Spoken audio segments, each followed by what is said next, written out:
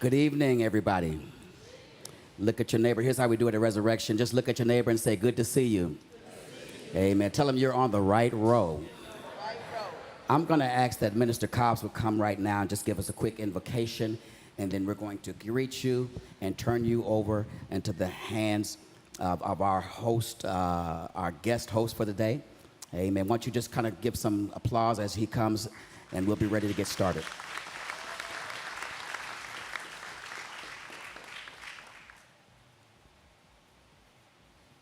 Let us pray. Father, we thank you for this time that we are gathered together. We thank you for the privilege and an honor it is to be able to represent your kingdom, our citizenship, our responsibility. Help this evening to be one that is filled with great information, introductions of these candidates. We pray, Father, that you would just be in the midst of each and every moment. Have your way. In Jesus' name, amen.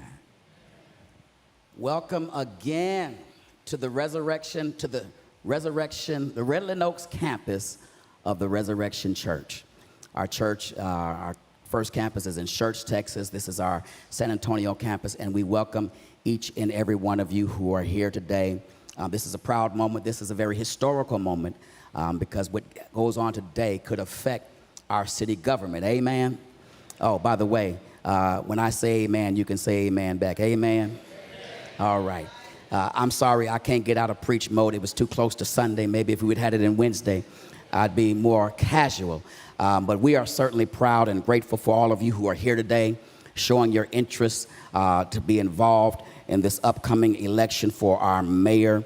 But right now, we're going to turn it over to the National Panhellenic Council of San Antonio, the president, Scott Earl, who's going to come now. Here he is. Won't you put your hands together as he comes?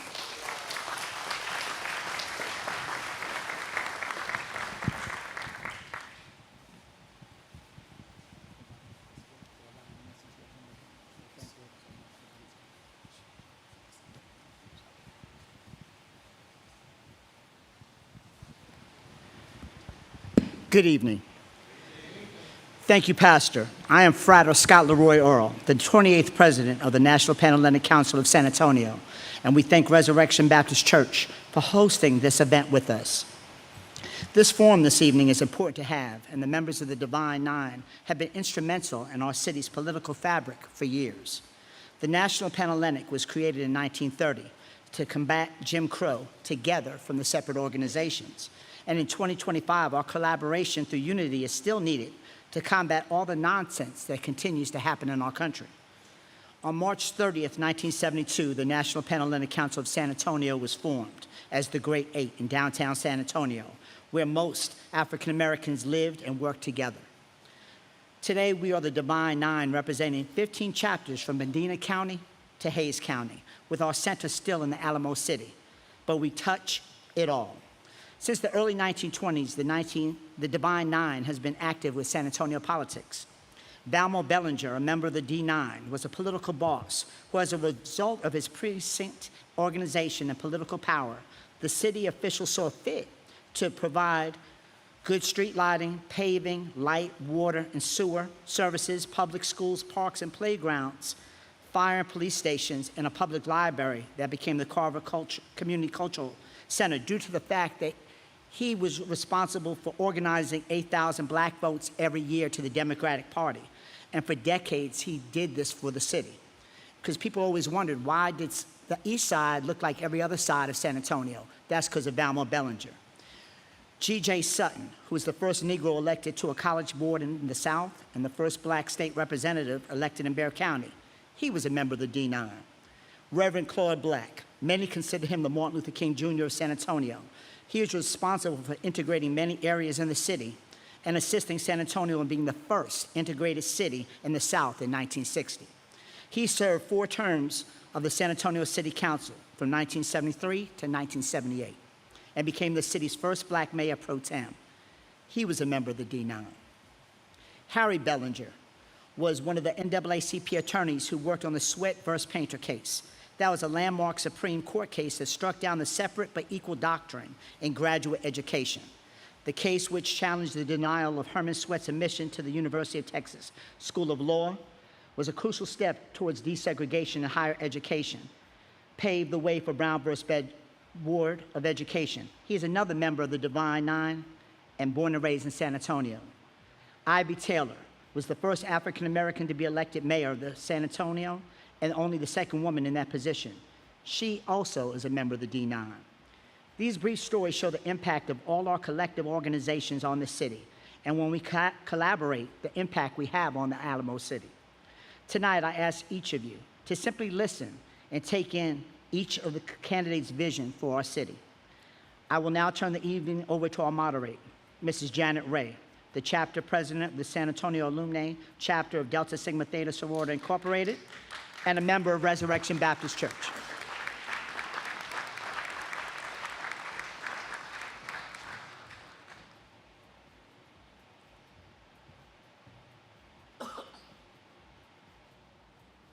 Good evening, everyone.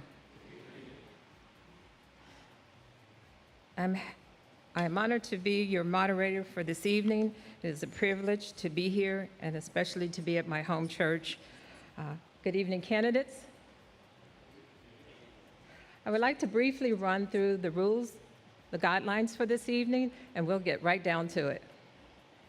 All participants, candidates, and audience must treat each other with dignity and respect. So personal attacks, insults, or inflammatory language is not permitted. Each candidate will have equal time to speak and respond. Interruptions and speaking out of turn are prohibited. The moderator, myself, and timekeeper will enforce the time limits and ensure the discussion remains focused on the topic. Candidates must respect the moderator's decision to call time so that we can continue on and keep the topics relevant. Audience, please silence your phones and remain quiet during the responses. Each candidate, you will have 90 seconds to introduce yourself and answer the first question. After the first question, each candidate will have 60 seconds to respond to any additional question. As you can see, well, the time is behind you, but we are monitoring that. The time will continue to tick off, so it will be displayed in the front and behind the candidates. And at the end of the time, I will inform you, candidates, of the time for wrap-up to finish. Okay. Each candidate, you will have 30 seconds to present your closing remarks. All right, so let's get down to business. We'll start with introductions, and our first candidate is Ms. Jade McCullough.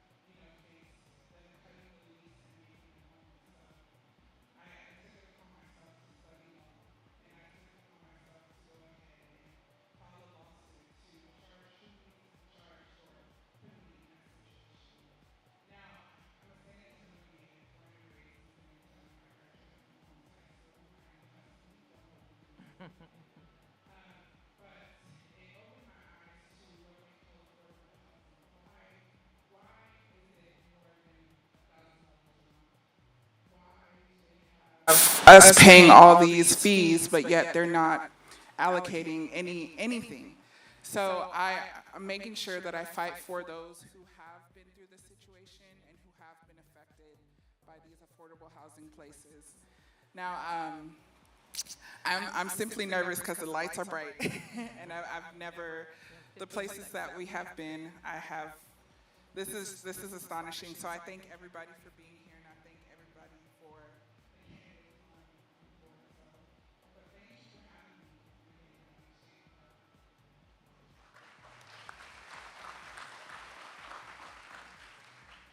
Good evening. My name is Christopher Reyes. I'm number 4 on the ballot. I'm running for mayor because I was a 15-year veteran of the U.S. Army. I did 2 tours in Afghanistan, 1 in Iraq. And every year I would come home and visit from leave. The city seemed to get worse and worse and worse. I'm from San Antonio. I grew up on the east side on St. Anthony and off of Walters. Then I moved to my grandmother's on the south side, and then eventually I ended up on the northeast side, graduating from Lee High School. But again, every time I would come back, the city would just get worse. Crime, poverty stayed the same. It just started getting run down. And instead of standing by doing nothing, I decided to step in and do something about it. It behooves me to raise the city as a whole because I have family all over San Antonio. I'm not just stuck on the north side or the south side or the east side. My family lives and spread out throughout the city. So it behooves me to get everything corrected from what it currently is. My main target is transparency. I feel like we've all been in the background the entire time, that the city spends money hand over fist on things we don't know about till after the fact. I feel like they present us with a package after it's already been decided in the background and say, here are your options. So I want the city to be completely transparent, where our money's going, who's doing their job, if they're doing it correctly, and if they're not, then they need to be accountable. They shouldn't be failing upward, and we see it all over the place in the news. You're at time, sir. Thank you. Sorry, thank you.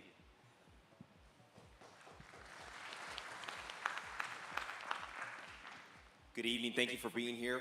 My name is Mauricio Sanchez. Most know me just by Mal. I'm number 26 on the ballot, but I'm a lifelong San Antonian. I've been here for my entire life. I'm 35 years old. To be very honest with you, I never really had any interest in politics. What I've determined is that in our city, there is a grave situation that is happening, and it's affecting families, single households more than anyone, but at the end of the day, it's children that are affected the most. Children, unfortunately, don't have the ability to change their way of life. They have to follow suit with what their parents kind of give them, and that's something that has always been stuck in my head growing up. What I've determined is that we have an economic issue here. And the economic issue is that San Antonio is run greatly like a monopoly. If you look at economic diversification in our city, there's a lack of it. Military, healthcare are the leading GDP forces behind what carries the city's productivity. It's unfortunate that if you're not part of the military contract or if you're not part of the military, then you're not included in that. Another one is the healthcare. If you're not a part of the healthcare industry, then you're left to really work for either a tourist location or retail. That is a very unfortunate fact because everyone knows that wages in those industries affect us in a way that we're not able to meet our cost of living today. It's unfortunate that I have to be here today, but I am blessed to be able to take an opportunity to take 8 years out of my career to change the trajectory of our city. And that's exactly what I'm here to do. And the only way that I could change that is You're to at bring... time. Thank you, sir. I appreciate you.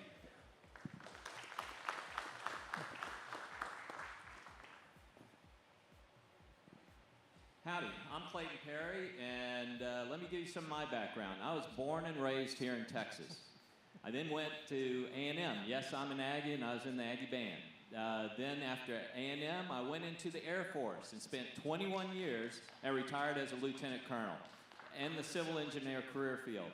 I then went into a large engineering construction firm and spent another 13 years all over the world learning about budgeting and spending resources wisely. Took a little bit of time off, but then I went and ran for city council. In 2017, I won, and in 19 and in 21 also. What did I get done during that time? Well, it took me 3 years, but I got y'all all homestead exemptions here for San Antonio.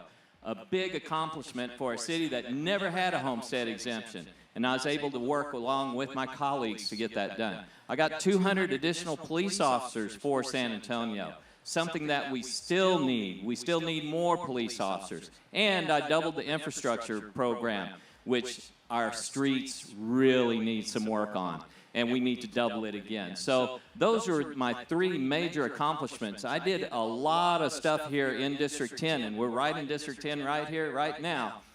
Did a lot of upgrades here for the district. But those 3 main accomplishments I'm very proud of to having done that here in San Antonio. Thank you.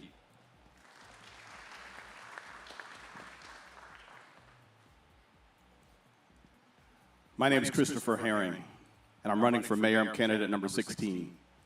I used to, in my life before I came to San Antonio, grew up in a place called Newburgh, New York.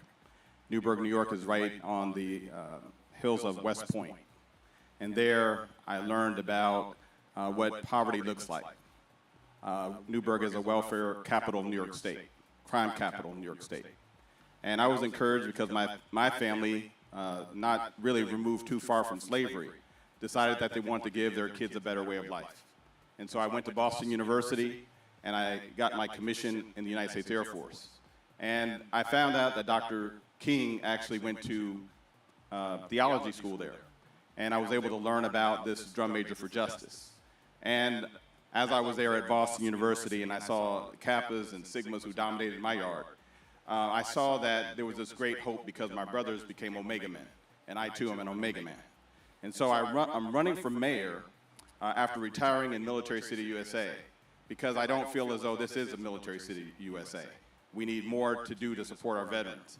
I also have seen this thing called poverty, generational poverty. I served as the Alamo City Black Chamber's president. I went on to Austin and served 4 years as a chairman for the Texas Association for African American Chambers. I've also served now in my current capacity as the Global Chamber San Antonio president. And I can tell you that we've been left out of the economic playing field. You're at time. Thank you so much.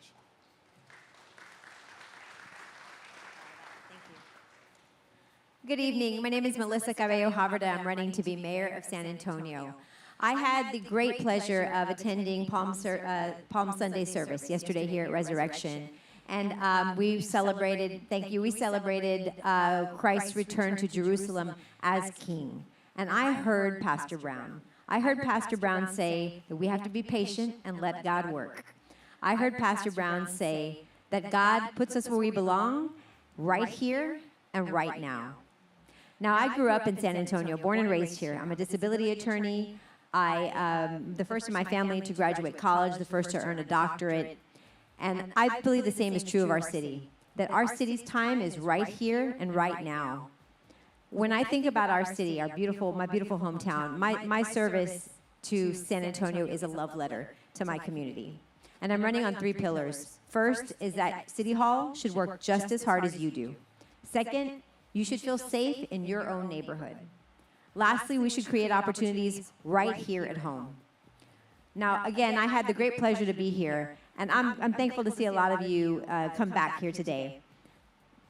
But all of us have to be here together to show that we can give government back to the city, to the people of San Antonio, right here and right now. Thank you.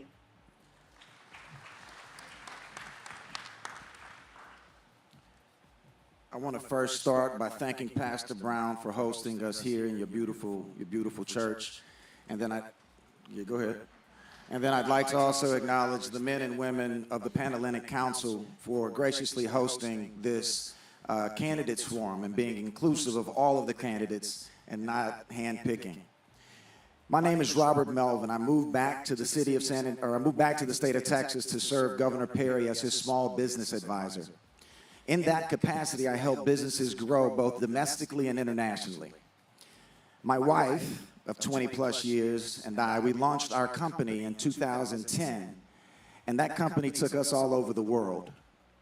Most recently, I successfully completed Park Avenue at the Pearl and Legacy Lofts on St. Mary's, which are 2 townhome developments that are located near the Pearl. I was able to see the city on many sides. I served as the chairman for San Antonio for Growth on the East Side and was able to see it in both capacities. One, as a developer where the politician was always asking for a check, and then 2, as a community representative that is looking for assistance for the people of the East San Antonio that are looking to grow their business. And so it was in that interaction that I saw that the direction that our city is headed is in the wrong direction. And that in order for us to be able to participate in the economic opportunity that is presented, it requires leadership and bold vision. And I possess both of those. Thank you. Thank you.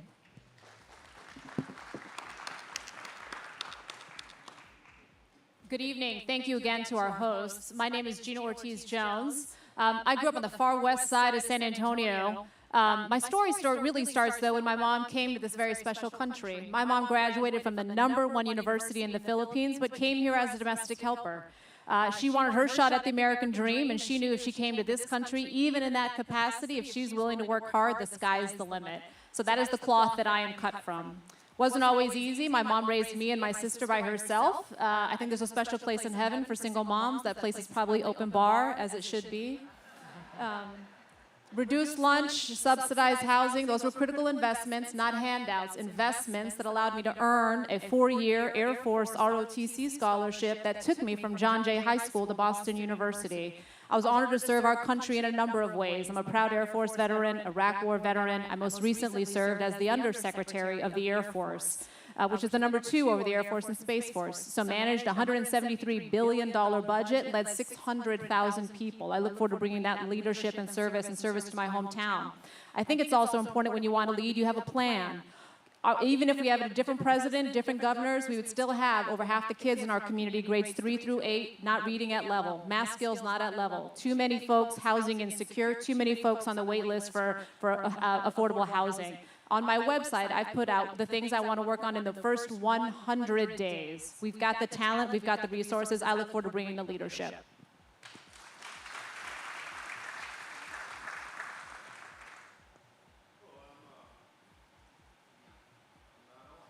All right, thank you. Hello, Dr. Tim Westley. I just want to thank you all again for the invite. I came here in 1996 as an active duty Army soldier, but we chose San Antonio. At that time, we were looking for a place that we can possibly call home to raise a family, and San Antonio was that place. In 1998, I decided to get out of the Army and make this home. At that time, I had a job set up. By the time I got off of active duty in April of '98, that job was gone. So I found myself unemployed, getting unemployment, and eventually being a pizza guy, working on a 4-year degree, hadn't completed it yet. But ultimately finished that 4-year degree, finished a master's degree, finished a PhD, and I began teaching at a university. I saw at least 2 of my university students in here tonight hadn't seen in over a decade.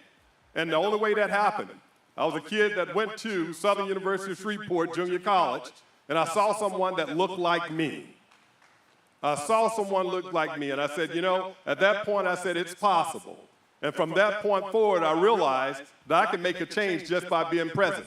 I want to make sure that my children's children and their children can have the opportunities I've had in San Antonio, and that they can have a future that they can look forward to. I want to make sure my granddaughter and her grandchildren can call San Antonio home, be educated here, employed here, retire here, raise a family here, and so much more. Once again, I'm Dr. Tim Westley, #7 on your ballot. God bless you.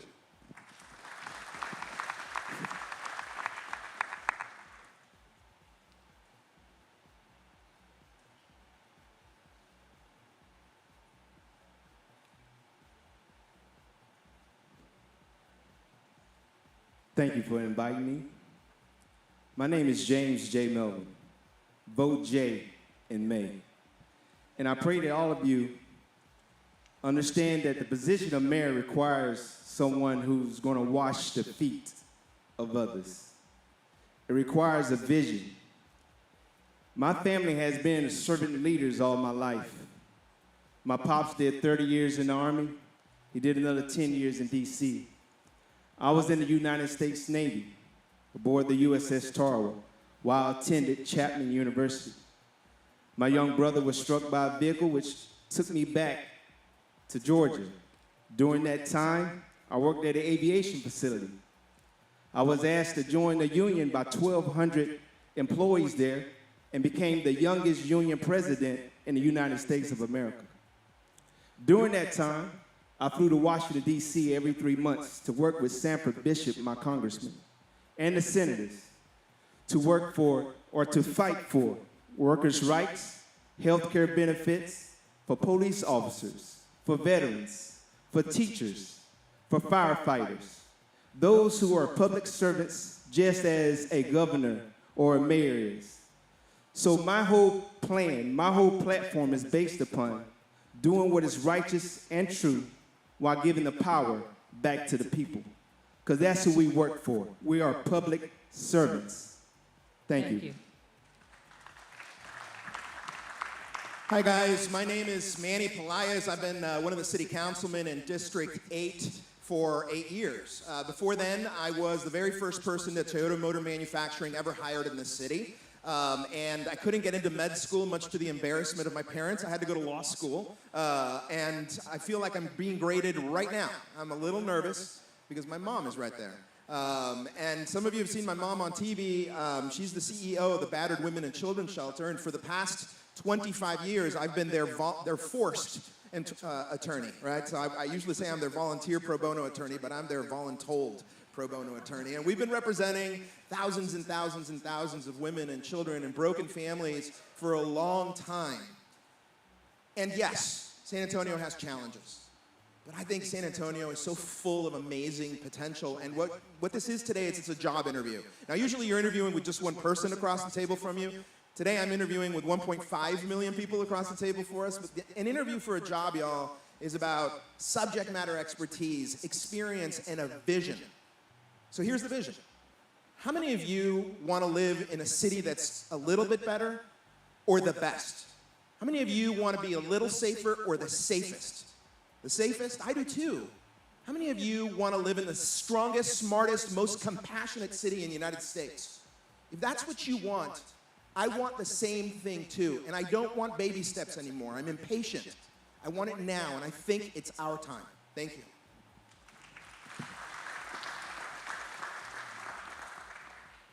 Hi, good evening, everyone. I'm Dr.Adriana Rocha Garcia, and I represent the City Council for District 4 right now. And I'm honored to be here today. Pastor Brown, thank you so much for allowing us to be here, and thank you to all of you all who are here. I want to start off by letting you know that I'm from Southwest High School. That's always a question in San Antonio, so I'll start off by acknowledging that. I have been on the council for 6 years. During the 6 years, I've had the pleasure of serving also as the San Antonio Housing Trust president, creating more than 7,000 affordable housing units during my tenure. Together, of course, with my colleagues that sit on that housing trust, I start off by that because that's one of the priorities for me as your mayor, housing. We need to make sure that we continue to invest in affordable housing, but also in the middle income housing.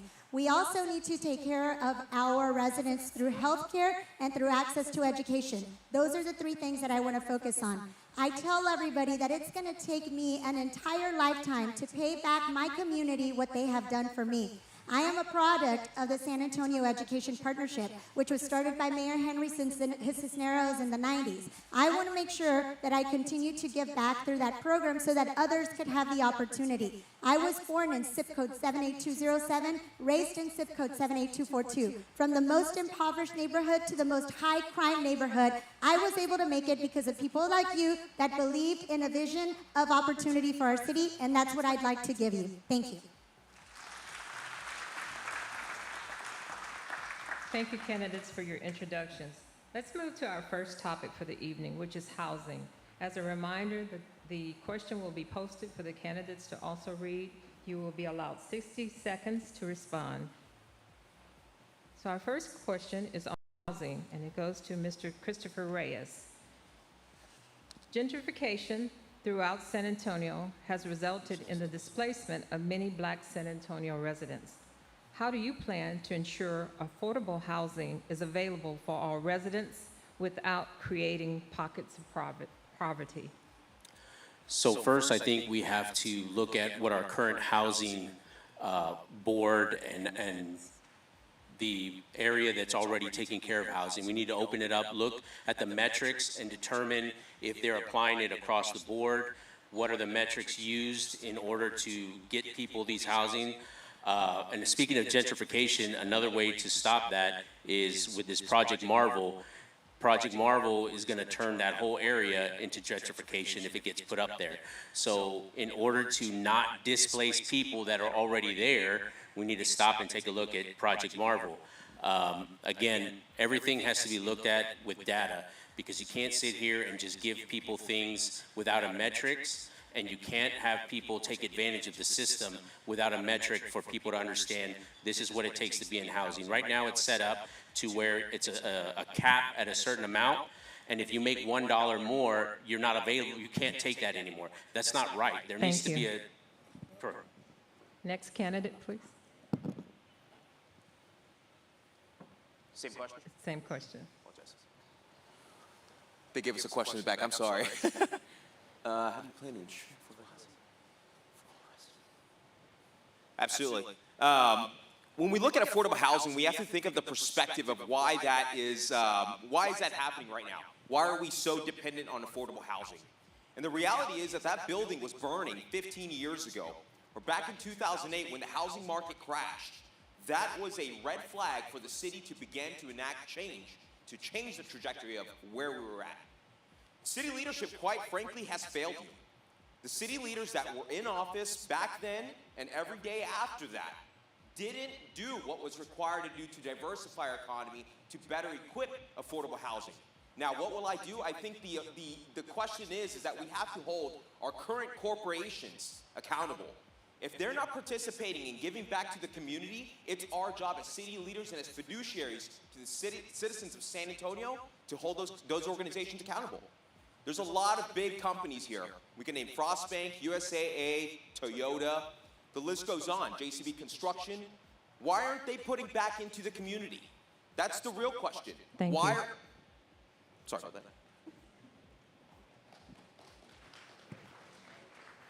All right, well, one of the problems is supply and demand. Right now, we only have less than 3 months of housing supply here in San Antonio. We should be around 6 months to 9 months, even a year worth of supply. Well, why don't we have a more supply of housing here? Well, one of the problems is the city council has enacted a lot of ordinances and rules and regulations for these contractors to follow. If we took off a lot of that stuff, did you know that the first $25,000 of the house is because of what the city requires them to put into these houses? We need to unshackle, unleash these contractors to build more housing, to make it more affordable. The other thing is, we're going to cap, or I'm going to cap, the appraisal district. We're not going to raise appraisals anymore for 65 and older. We're going to cap that appraisal and not let it grow anymore. Thank you.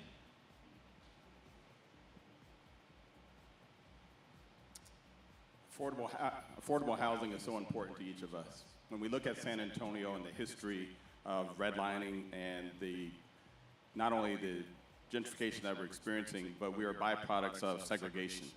So when you look at where blacks have been in San Antonio, we were purposely placed in certain places that now is desirable property. And so they have gentrified, and we see the largest masses of blacks now like in places like Converse, where we don't have a vote. And so one part of my plan is to target the 10 worst zip codes in San Antonio and raise the average income for those households by $10,000. And what that will do is I will create an opportunity for those families to finally to see that education, jobs are within their reach.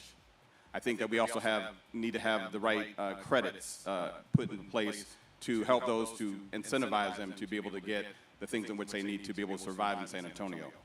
Poverty is what we are as a community. It's not something that we're going to create. Thank you. We are a city of poverty. Gentrification happens for two reasons. We don't have enough affordable housing, and we're not allowing people to age in place. So many times you see it. You see predatory buyers who come into a neighborhood and they'll seek out the older folks and they'll buy their houses at a low price, flip it, and sell it for a really high price. Those older folks usually can't afford to buy another house. And look, and the truth is, in a lot of black and brown communities, generational wealth, as we know it, is built on your property, on your home. So you give your home to your child, to your grandchildren, and that's the generational wealth that we see. So if you're losing your home, you're losing that wealth. And over, we're seeing these predators do this. So how do we stop that from happening? First, we need to help our older folks especially, but also people on a fixed income, veterans, people with special needs, help them fix up their houses. We have programs at the city that will help you with your leaky roof or fixing a fence, but we need to do better. We need to make sure that especially our seniors are being taken care of and they're allowed to age in place.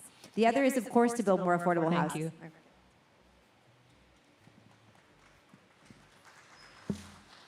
So I think that we have to appreciate there's a lot to unpack in that question. The first part is identifying what causes gentrification. It is the increased value of the land that's coming up around the homes of people that have been there historically, driving their tax rates through the roof, making it unaffordable for them to be able to stay in the homes that they have purchased for their families. There are a number of opportunities and options for us to be able to fix this solution through public-private partnerships. there are developments across this country that have been able to solve for this issue simply by creating an 80-20 mix within a facility with all essential services being provided on the ground level. Additionally, it allows for the people of the community to utilize that entrepreneurial spirit and become a part of the economy of the building or the businesses that are in that community that are serving the people within the community. So the first thing we have to do is make sure that we can age in place. Time.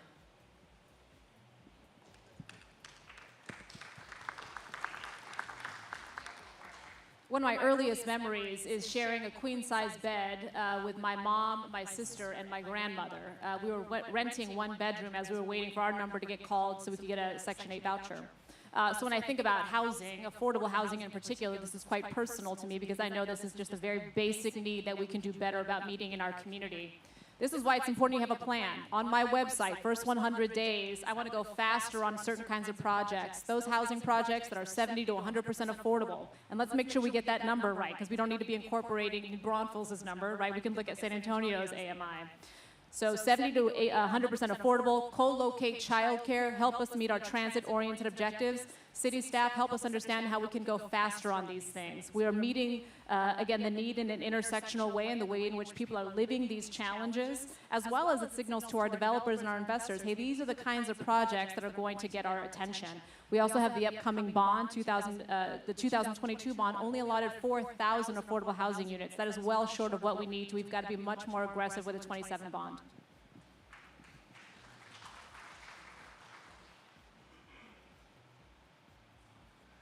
All right, thank you. Once again, Dr. Tim Westley. Three things. I want to keep it simple. Number one, we've kind of heard it touched on already. Want to freeze those rates. When you get to a point where you're 65 and it's time for you to retire, you should be able to keep that home that you're in. How do we freeze them? There are going to be several tax entities out there. I want to be the brand ambassador that's speaking with all of those tax entities to encourage them to freeze that tax rate at 65. Secondly, we want to incentivize. All of us have passed empty parcels of land throughout San Antonio. We have to incentivize builders, and we have some of those parcels that are owned by San Antonio. Once we can incentivize those builders to begin building there, we can incentivize them to make sure those housing rates are affordable for people that's looking to buy them. And thirdly, employment. When it comes down to it, if I can ensure that you're educated properly and you're prepared properly, you can go out and you can earn a very good living, and even if that home's a little bit more expensive than what mom and pop paid for, you will be able to afford it when you're employed properly. Once again, Dr. Tim Westley, number 7 on your ballot.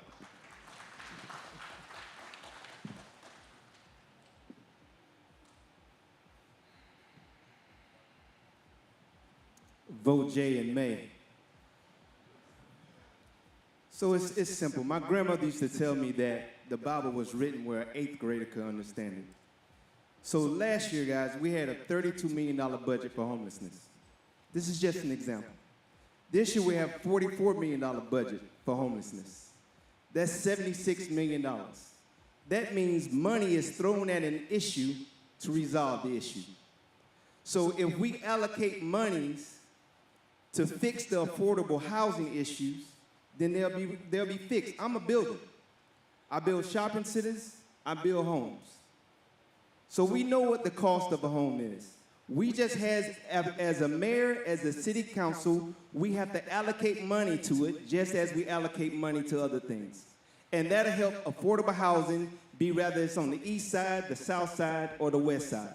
And just a closing note, a friend of mine who retired in the NBA, he said, Jay, if you want my money, Time, sir. it cannot be. Time. Next candidate. Yeah, pre-COVID, the price of housing was pretty reasonable, right?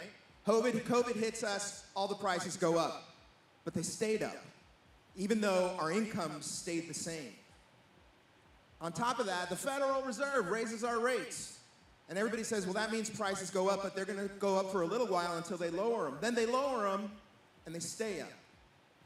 And then on top of that, layer the fact that you got predatory lenders and predatory landlords. Of course, housing's not affordable. So when you hear my friends up here say, I'm just going to make it easier for developers, I'm going to make it easier, I'm going to get out of their way so they can continue doing what they've been doing all along, which is steamrolling us. Thanks, but no thanks. You know, my law firm, what we dedicate ourselves to is representing pretty vulnerable folks. And one of the things that we do is we sue the Bexar County Appraisal District all the time. I think you need a mayor that knows how to do that and work with folks down here and work with folks up here. Time. And take the heat to beat that. Thank you. Next candidate. So thank you. I was a tad bit late today because it's my dad's 86th birthday. I am really proud of that guy. He was a construction worker. He always worked hard. When we were as a young family and I was a baby, my family got evicted. We moved to an apartment and there were so many drugs and just so much crime that my cousins took us in while my dad was able to save some money for a new house. Then of course it was in one of the most crime-infested areas in San Antonio. The reason I'm so focused on housing is because I don't want any parent to have to worry about their child not having a home to sleep in.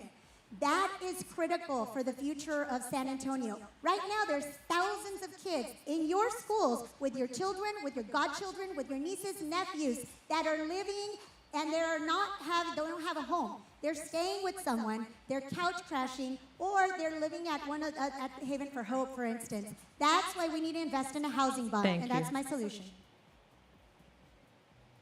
So over the week, I actually studied what they deem affordable housing. And come to find out there's one family that owns majority of the affordable housing, over 15,000 units, but yet they do not put those funds back into those units. My thing is, I fight. I'm a fighter. I'm actively renting from those affordable housing units because that's where I was placed. So my thing is, why is the funds not going back into the housing units? So I actually, and it breaks my heart because my mom is one that, you know, single parent, and she just going through everything that she went through. It breaks my heart to see that she has to struggle with her affordable housing. And I'm just, my plan to make sure that all residents can have affordable housing is to make sure that we have a meeting with those, you know, owners of those properties, make sure that they're allocating those funds to those properties. And thank you. Thank you. Thank you, candidates. Let's move on to our next topic, economic development. This question is for Mauricio Sanchez. The question is, in light of recent federal level pushback and executive actions aimed at dismantling DEI initiatives, how do you plan to create, protect, and expand equitable access to city jobs and/or workforce development programs for Black job seekers? In my opinion, we have some of the best universities in San Antonio.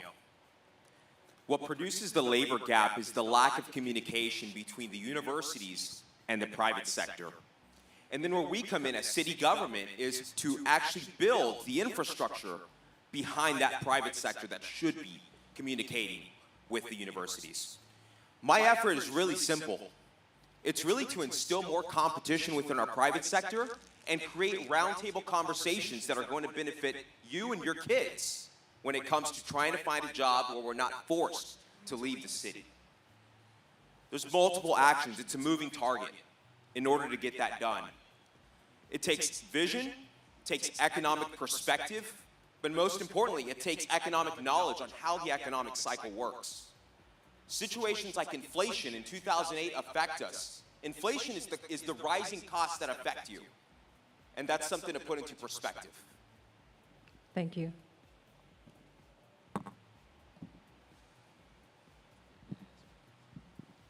Absolutely.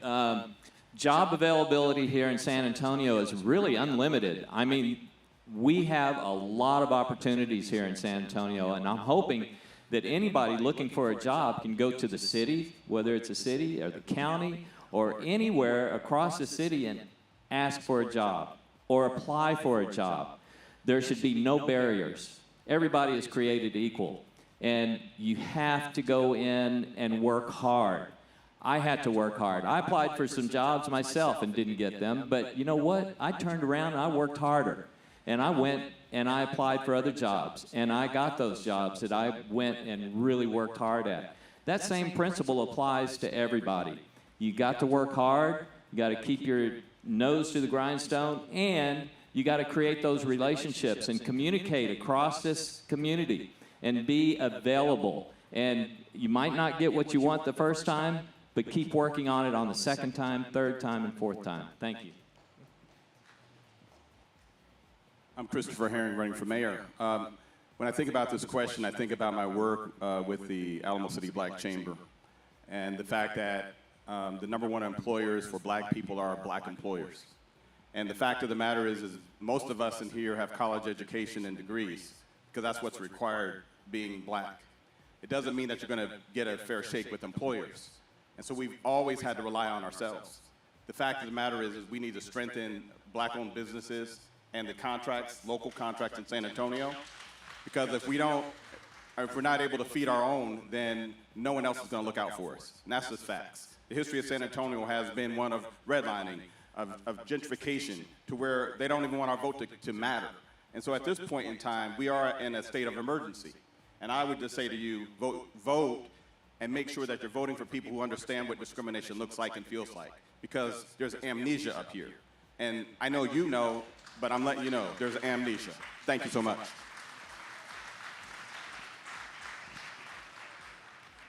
First, I want to talk about DEI.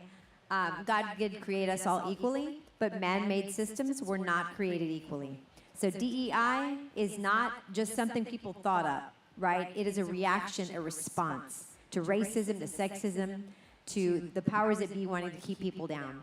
So how do we get around this, right? Because they are cutting DEI programs. The city's going to be affected. A lot of our mental health services are going to be affected. And I think it's that the city needs to create our own. Maybe we just don't call it DEI, right? We have to come up with a different programming to make sure that we are incentivizing small business, black-owned, brown-owned small businesses.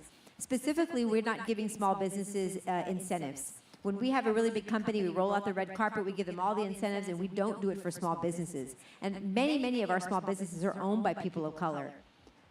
So that's one way to do it. I'm going to run out of time, so I'm going to stop there. Thank you. I'm going to keep it simple. San Antonio has over $5 billion of economic activity that's blowing around right now. Maynard Jackson, the former mayor of Atlanta, was able to create the black middle class simply by demanding that everybody within the city participated in those contracts. With the expansion of this new basketball arena, the number goes as high as 15 million. So how many of you are small businesses that are in this room? Raise your hand. Imagine if you had a city that supported you by allowing you to be a mandated representation before those contracts were awarded. Now, if you lack capacity, the solution is simple. You can engage in a public-private partnership or a JV with an institution that can teach you, get your skill sets up, and allow for you to be more competitive in the future. As a developer, I ensured that all of my subcontractors were bonded and insured prior to them being able to even work on the project. Time. It's not hard. I think you want a mayor that is really going to take a hard look, not only at bringing jobs here, which I look forward to doing, but also making sure we're taking a hard look at the data. When I was the Undersecretary of the Air Force, they were briefing out the results of the disparity report. They had done some analysis of who wasn't getting selected for certain jobs, certain trainings, and then where their promotion rates were, there were disparities. When they presented the data to me, they presented it first by race and ethnicity, and then by gender. And I was surprised because as a woman of color, I did not see women of color represented in that. Because I knew if you looked at the intersection of those two things, if you thought these two groups were bad, you wouldn't be shocked to learn that it'd be worse at the intersection. So I tasked them to go do that.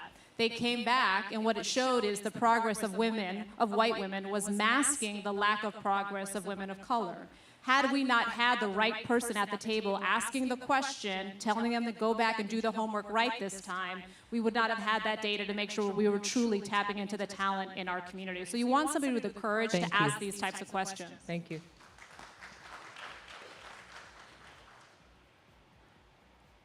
Yes, as we consider this, know that many of us, of course, we're seeing things happening with DEI and it dissipating across the country. But we have to keep in mind and be reminded that Title VII of the 1964 Civil Rights Act, it still exists. It's still there. We have to educate people and let them know that's there. We have to also educate people and let them know that EEOC is still there. When it comes to jobs, I'll be that brand ambassador that's not only working in San Antonio, but pushing forward outside of the city of San Antonio throughout the nation to ensure that I'm able to attract employers here. Also, I want to close with this. We pushed college, college, college. But when we went through that snowstorm and we really found out who was actually important, we found out that plumbers, electricians, right? People of that nature, trades were important. We have some of the best trade schools here in San Antonio, starting at St. Philip's College, AC and Eaton, et cetera. Let's start looking at those again so that when everything's done, we're employed.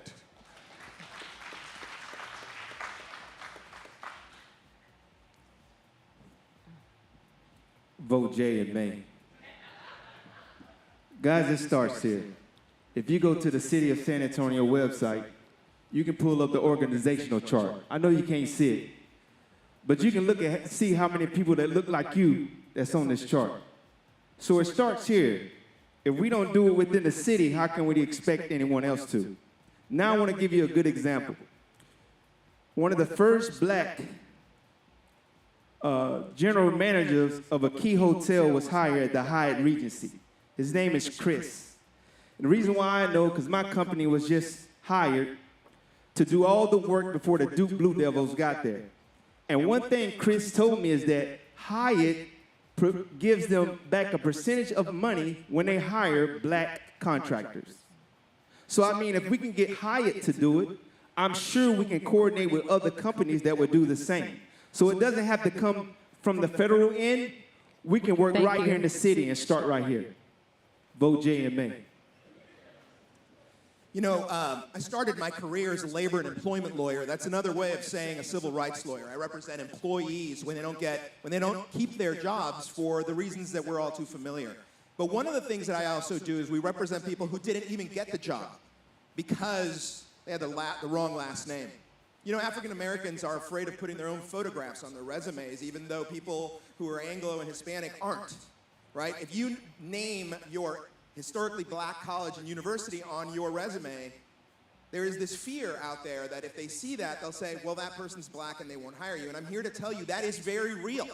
That actually is happening, and we've proven it in court over and over and over again. The next mayor needs to continue to fight against this effort to demonize DEI. DEI, the synonyms of that are civil rights, access, opportunity. And by the way, those synonyms offend those people just as much as the words diversity, equity, and inclusion. There's nothing dirty about DEI, and I will fight for it every day. The second highest enrollees in the Ready to Work program right now are Black San Antonians who want to make sure that they get training. We need to continue to invest in that, but also in trades. The ability to help us reach our potential as a community depends on the success of each and every one of the members of our community. 25% of the children that are in the Black community are under 18. 25%. That means that we have the opportunity to invest in education now so that we could create a pipeline of talent in different areas. Yes, absolutely the trades, but cybersecurity, which is important, healthcare, which we know that we all will need in the future, and education. Because unfortunately, African Americans are underrepresented as teachers. But that's the most important thing when you go to school. My students who are Hispanic say, I want to be like you. I'm a professor at Our Lady of the Lake University. We need to have representation.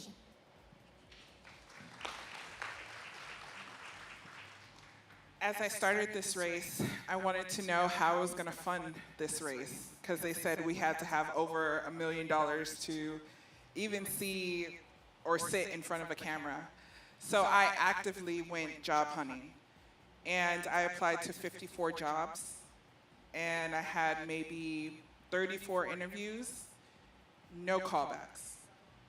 And I would call and email like, hey, is there anything, constructive criticism, that's what I like, because I learned from it. So I'm like, is there anything that I can do to better myself and to move forward? Nobody got back to me.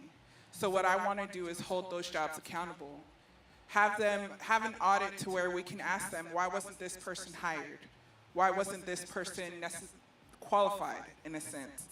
And we need to hold them accountable and do an audit on them. So another thing is fighting for Black women is something that I want to do. Thank you. Thank you. So I'm very honest and candid in all my answers. I don't placate to the audience. So the thing here is, I don't agree with this because it should always be merit-based in general, merit-based across the board. DEI doesn't work, and if it did, then you'd have candidates like Dr. Tim and myself. We would have been allowed on the San Antonio Chamber of Commerce board for that mayoral forum. We would have been allowed in the Hispanic Chamber of Commerce, which we weren't. We would have been allowed in the Asian Alliance, and we weren't. So DEI does not work. And if it does, it's all about money. All it does is perpetuate hate, perpetuate division, and those people just are about their bottom dollar. So the best thing to do is to focus on trades and jobs opportunities for all people, not just Black, not just Asian, not just white, for across the board. We need to raise the city as a whole and stop perpetuating division.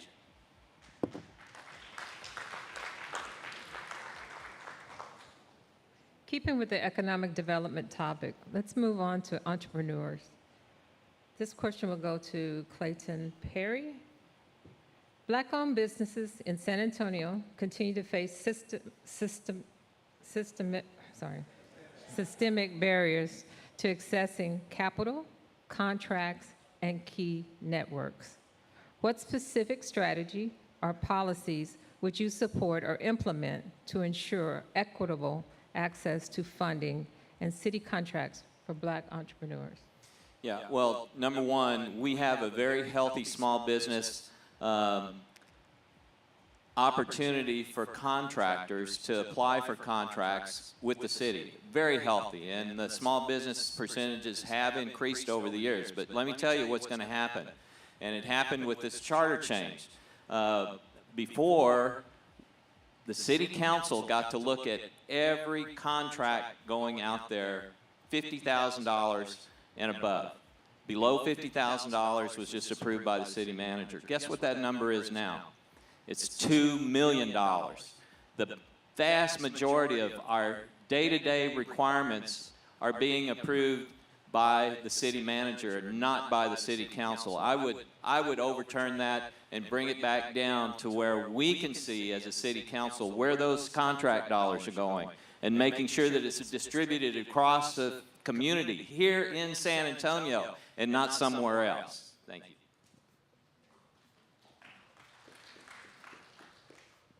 My name is Christopher Herring, running for mayor. When I was the chairman of the Small Business Advocacy for the city of San Antonio as a volunteer, and I did it between 2011 and 2019, I saw where Black companies did not have the same opportunities as everyone else.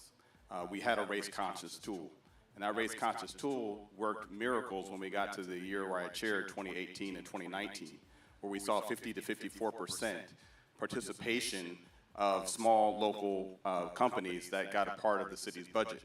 That was the first time ever. Through the time that I served on the SBAC, $1 billion went through the procurement process that I was advocating for your businesses.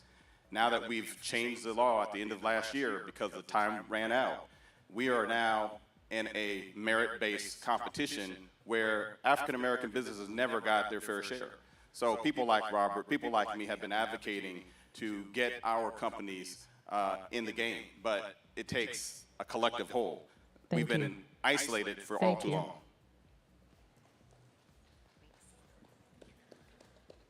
A couple years ago, there was a big $10 million airport contract, and it was one person who was up for the contract, and I called other PR companies. It was for to market for the airport, because the business that was getting it was not a person of color. So I started calling around to other marketing companies. Hey, did you hear about this bid? Did you hear about this bid? Not one of them. What I learned later is that company got a call from the city and said, hey, you guys should bid for this. What happens when you get that call? You get the bid, right? So I called it out publicly. I said, how are you going to tell the story of San Antonio at our airport and you're not a person of color? We are a city. We are a community of color. So that propelled me forward. I started I have a legacy and small business plan specifically to make sure that we have incentives for businesses of color, that we are giving them tax abatements, we're giving them CPS breaks, we're giving them all the things that we give these big non-color owned companies. Thank you. All right, so we go back to the opportunities that exist when small businesses are afforded the opportunity to have a place at the table. Right now, with all of the economic activities that are blowing around the city, if a handful of the small businesses that raised their hand were able to participate and it's mandated, how does that change your business? How does it change the economic landscape by which you operate? So it's important for us to understand what has been done historically, but we have to look at creative solutions that allow for us to solve for the problem while addressing several issues, such as financial literacy, such as access to capital, such as access to gap financing when it's necessary for you to get your goods, products, and/or services to the marketplace. So it's a collective. But the role that the city is supposed to play is to provide you the opportunity to create an economic fertile ground that allows for you and for everyone here who's interested in engaging and being able to participate.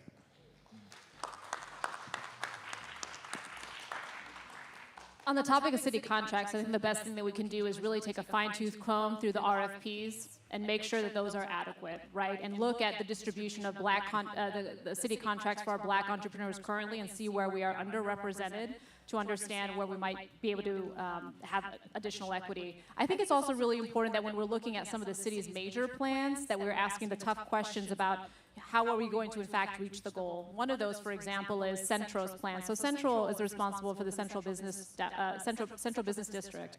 One of their goals is to have 75%, all of the storefront businesses downtown, they want 75% of those storefronts to be local small businesses. That's a good goal. Okay, now what does that look like for our Black entrepreneurs? Right, how do we understand that? Because I just had a roundtable with small business owners, many who actually were Black entrepreneurs, and there was a big gulf between where they are operating now and their ability to achieve, again, even thinking about a storefront downtown. So how can we think about the goal, yes, but now what is the plan to make sure that, those storefronts are as diverse as our community?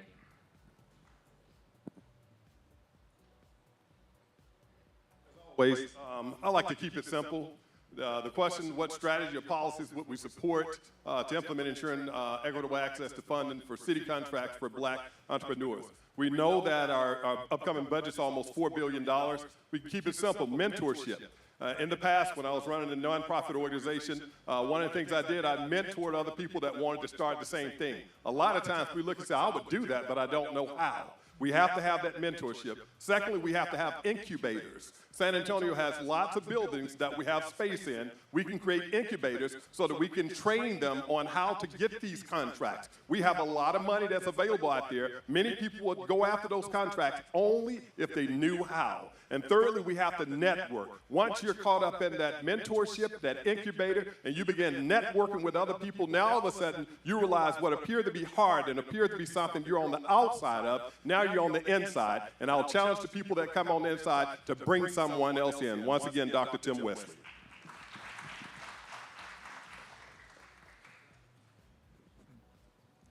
Vote Jade and May. I mean, guys, it's really simple.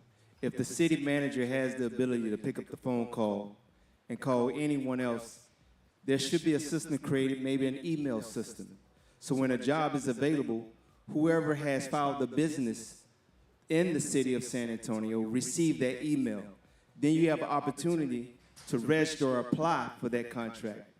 Otherwise, things are going to go the way they've been going. The city manager is going to know about the job, because that job, of course, also is outlined at the Chamber of Commerce.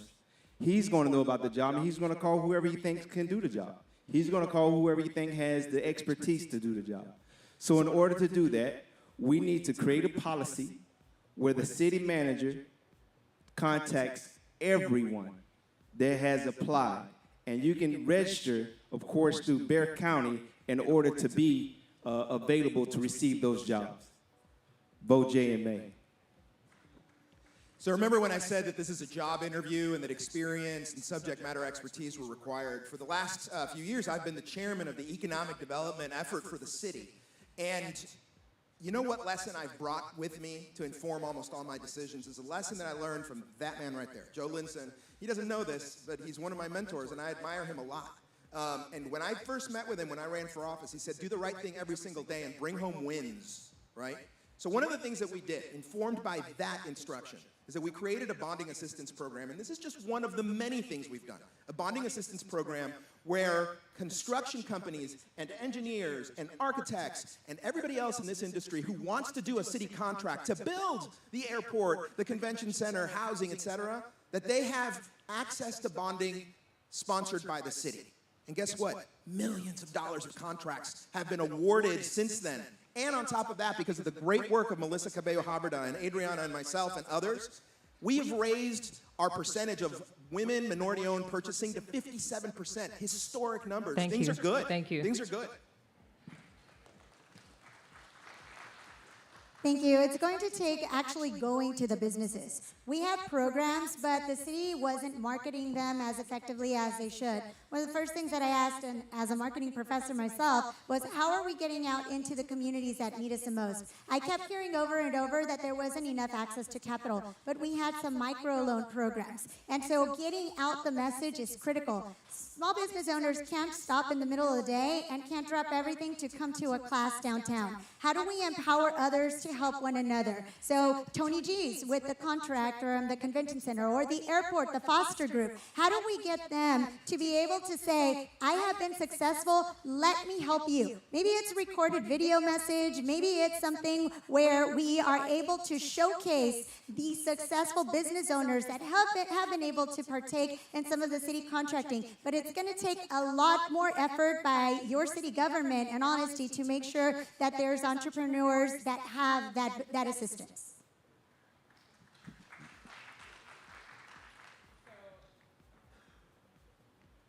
Turn it off on me. No, I'm kidding. So I am a small business owner. In 2015, I opened a small business, a childcare business after the loss of my son. And I'm able to love on children around San Antonio, spoil them rotten and give them back. But I did make sure that I was well in tune with what the city has to offer. I actually was, in District 2, I worked on the Zabeta board. Zabeta is, we work with all small businesses and we give back to the businesses. So with that board, they actually had a disparity study that, deemed a lot of San Antonio as minority, women-owned businesses. They didn't have anything that I would say got out there. So we need to definitely work on our marketing. I'm so sorry, I'm so nervous up here. But we definitely need to work on our marketing as a city, make sure that everybody is informed, and then reach out if they do need help. So I think a good strategy or policy would be transparency. I think that's the ultimate policy that we need is transparency, because I think we have a corruption problem, not an access problem.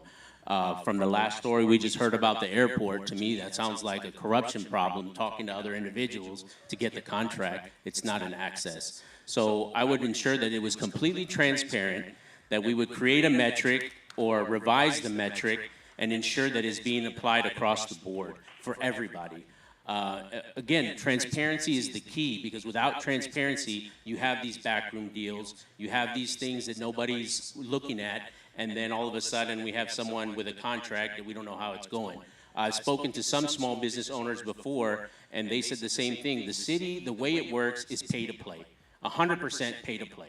For food, the people that own food businesses, that you want to have a garage sale, it's pay to play. You got to have a certificate. You have to have some kind of cert from here or there. Thank you. That's what it is.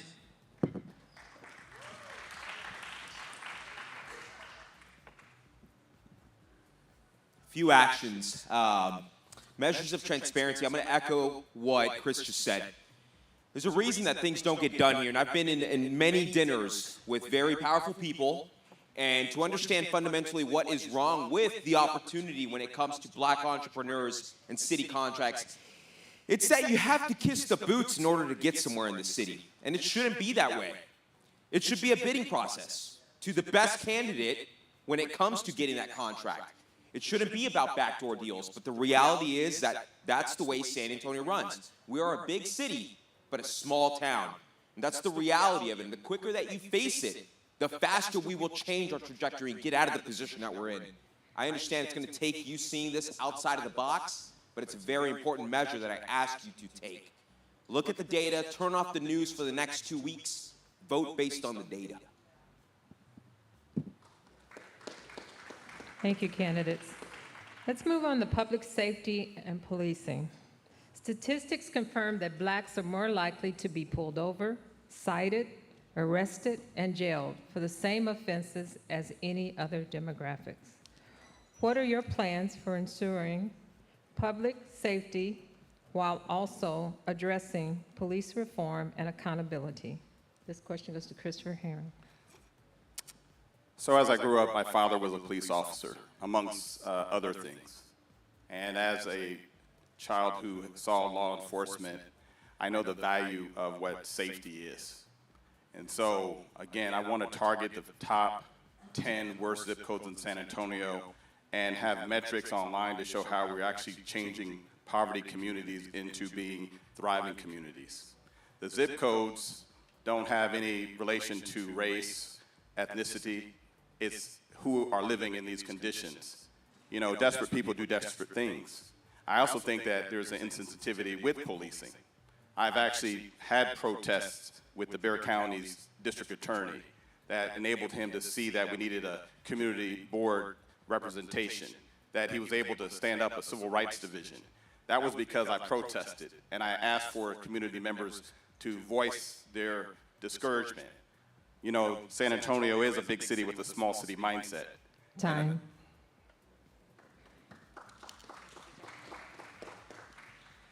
I currently chair our public safety committee, and I've looked really long and hard at public safety in San Antonio. When we say public safety, I think people just automatically think policing, and that's, of course, that's important. We want our police officers, we need to have enough, we need to make sure they have the equipment they need, but public safety is so much more than that. What we need is a comprehensive lighting program. Public safety is also lighting, it's a deterrent. There's many instances and cases where we see that if we have a comprehensive lighting plan, you have less crime in that area. Also, mental health is public safety. I mentioned I chair our public safety committee, and during the pandemic, we put some dollars into starting the SA Core Team. The SA Core Team is a mental health unit that will respond to mental health calls. So if you have a loved one, yourself, you're having a mental health episode, you call 911, they'll send out the SA Core Team, and it's not a gun and a badge at the door. It's a team of social workers that are trained in de-escalation to help you get into services and then make sure you stay in those services. So we have to be creative when it comes to public safety. Thank you. So when we talk about public safety, I think it's important for us to appreciate that as the 7th largest city in the nation, we are 300 officers short to be able to service us in the manner that is required. So we have to go in and look at what are the deficiencies that currently take place within our police officers and first responders and address those issues immediately. The second thing is that everything is about leadership. It trickles down. So we have to get our officers back into a position where they are engaged in community policing. They know the people that they are policing. There is a relationship. It's not an us versus them, because if anyone dials 911, who doesn't want them to show up? So the reality is that we have to change how we're thinking about the relationship between officers and the community. On a public safety note, we are 5 firehouses short for what we should have a city this size. So there's a lot of issues we need to address.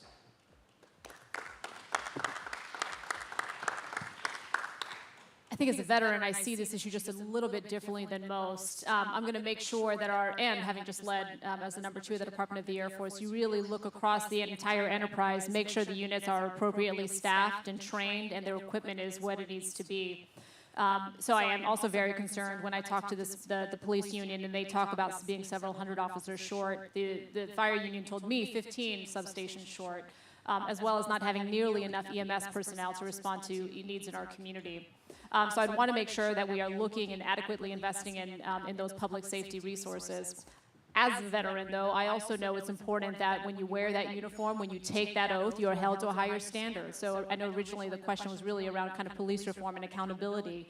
And that data, what it shows is these disparities. It does take leadership at the top talking about what the data shows us and how we need to move forward to address these things so we can have the trust throughout our community and be as strong as we can be.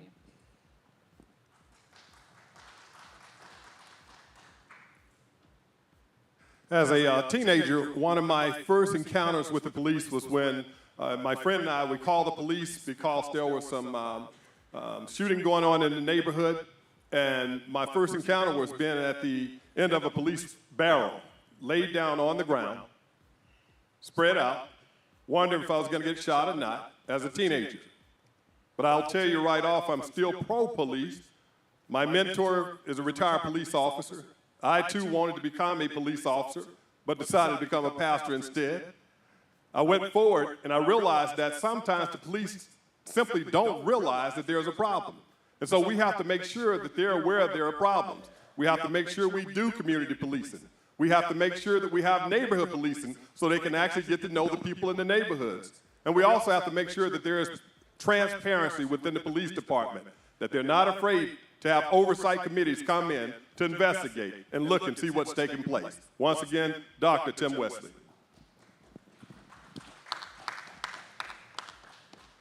Vote Jay and May. During my meeting with the San Antonio Police Officers Association, I went over my initiative. This is something that I've been looking into for the last 2 years.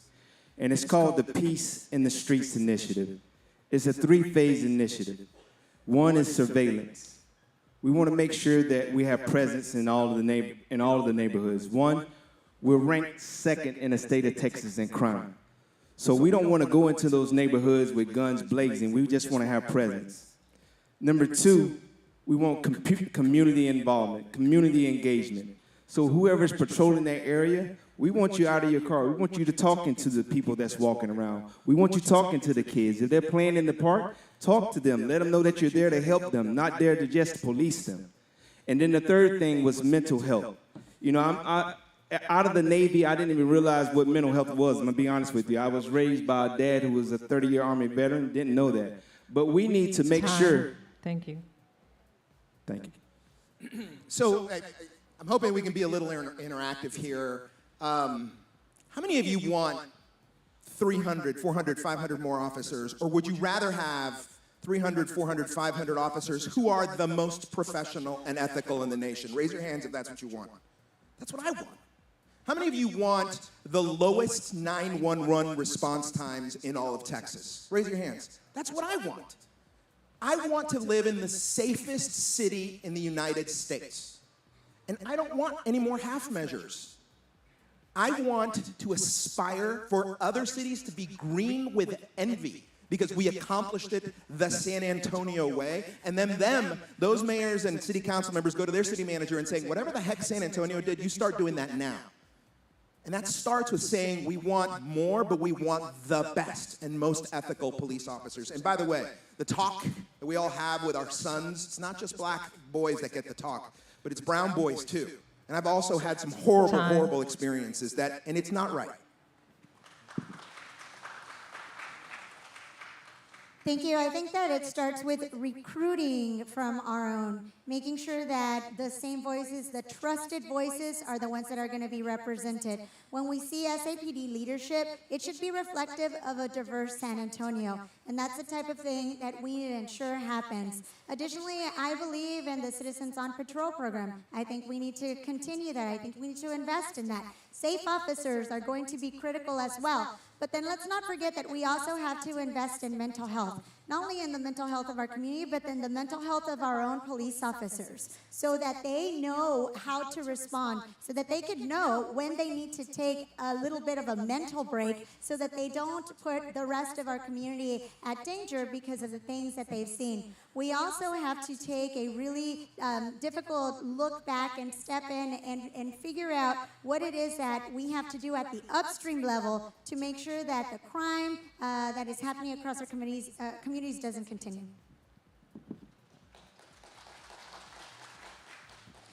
In 2019, I actually was a part of the training process for cadets here in San Antonio. They wanted me to play a role of being an irate party goer. So during this training, it opened my eyes to recognize that they don't have the community engage as much as they should. We need training for our officers. TikTok has held everybody accountable, and that's the only thing we got good here in 2025. But I think making sure that we go ahead and involve the Boys and Girls Club in that training, making sure that the officers know not every black person is a problem, making sure that we hold those officers that have the frequent problem of saying, hey, I pulled this person over because ... If their reasoning is not sufficient enough, then what was the reason? What was the true reason? We need to hold them accountable, make sure they get adequate training every 3 to 6 months. Thank you.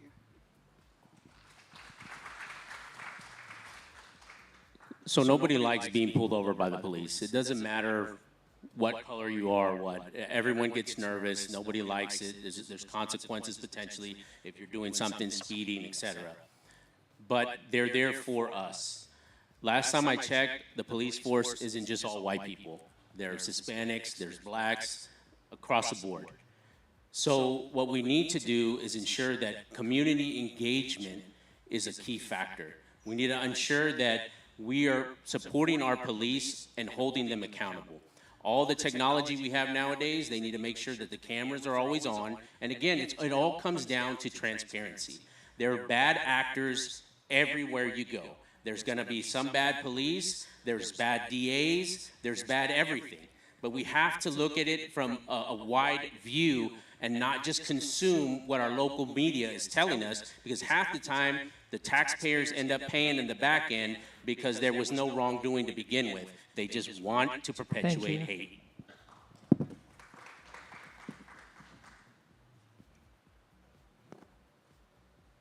Ensuring public safety, in my opinion, is a community effort, and it takes communication on all sides.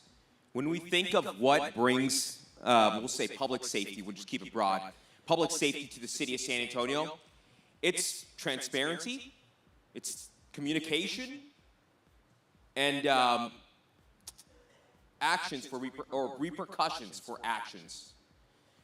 What we need to instill in our community is more, as Robert Melvin had said, more community interactions in which the city, the police of San Antonio are going out to these communities and actually communicating and interacting with these different individuals. The fact is that crime is rampant right now, and police put their jobs on the line every day, and their lives are in danger. And that's the other side that I want you to take accountability on when it comes to looking at both sides of this perspective. It only works if we have communication, and we need to instill roundtables as city leaders.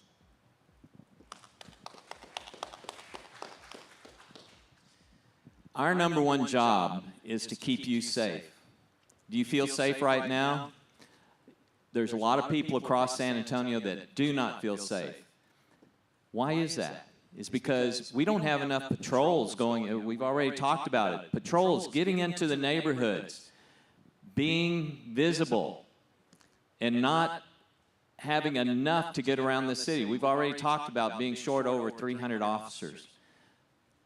When I get in office as your mayor, that's going to be my number one priority, and we're going to find the resources to fund them all up front and not spread it over 3 to 5 years like they're trying to do now. We need them now. You're paying good tax dollars to be safe, and you need a return on your investment to hire those, to get them out, to be proactive out in the neighborhoods and not just responding to crimes after they've been committed. Thank you. Thank you. Let's turn our attention to health care and public health. This question, we'll start this round with Councilwoman Melissa Cabello Haverda. Research indicates that Black adults mainly attribute health inequities to less access to quality health care. Therefore, how do you plan to ensure that all San Antonian residents have access to affordable health care and mental health services? Thank you. Healthy bodies start with healthy food. And we know on the east side, there's parts of Edgewood where I represent that don't have healthy food corner stores. So that's where we start. We make sure that every corner of our city, especially the areas with more Black and brown populations or low income, have access to healthy food. Second, we have, the city has to step in, right? We're seeing Center for Healthcare Services, which is our indigent mental health care facility. They're getting cut, they're getting slashed. And so we have to step in and make sure that we're helping to fund them to make sure our population is getting mental health treatment. Not only Center for Healthcare Services, they're just the big one. Socially, economically, geographically, Black populations are statistically more likely to have heart disease, diabetes, sickle cell, of course, right? And so we need to make sure that they have access to care. Diabetes specifically can lead to very more comorbidities and a lot of other issues for them. So making sure that the healthy food corner stores and we have access to clinics in these neighborhoods. Thank you.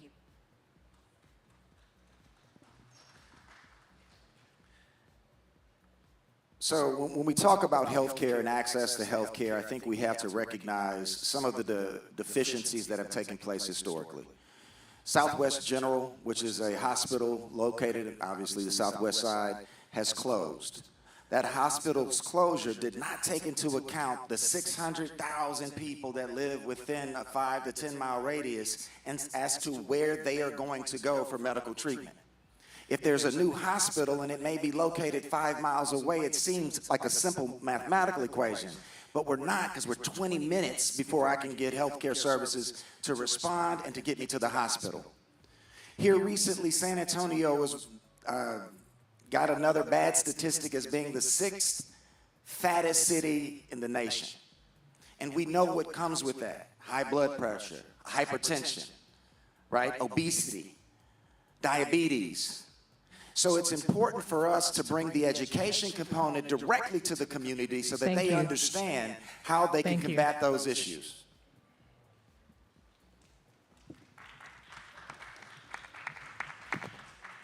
As mayor, public health would be a key priority of mine because it's as important to our economic development as anything else.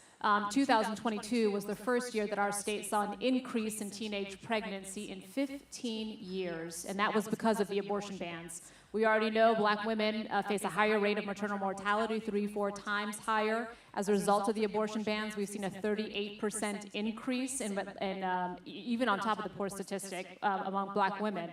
So as mayor, I would really make sure that Metro Health was as robust as it could be, ensuring we're collecting the data that the state does not want to collect. Because again, we can talk about bringing businesses here, but when we talk about economic development in our community, we have to understand how some of these other public health considerations are impacting that. When it comes to mental health, this would require a really strong partnership between the city and the county. It's behavioral health that really oversees much of that. I think a part of this also requires we have strong partnerships with our nonprofits to understand where there may be some gaps that we are not seeing.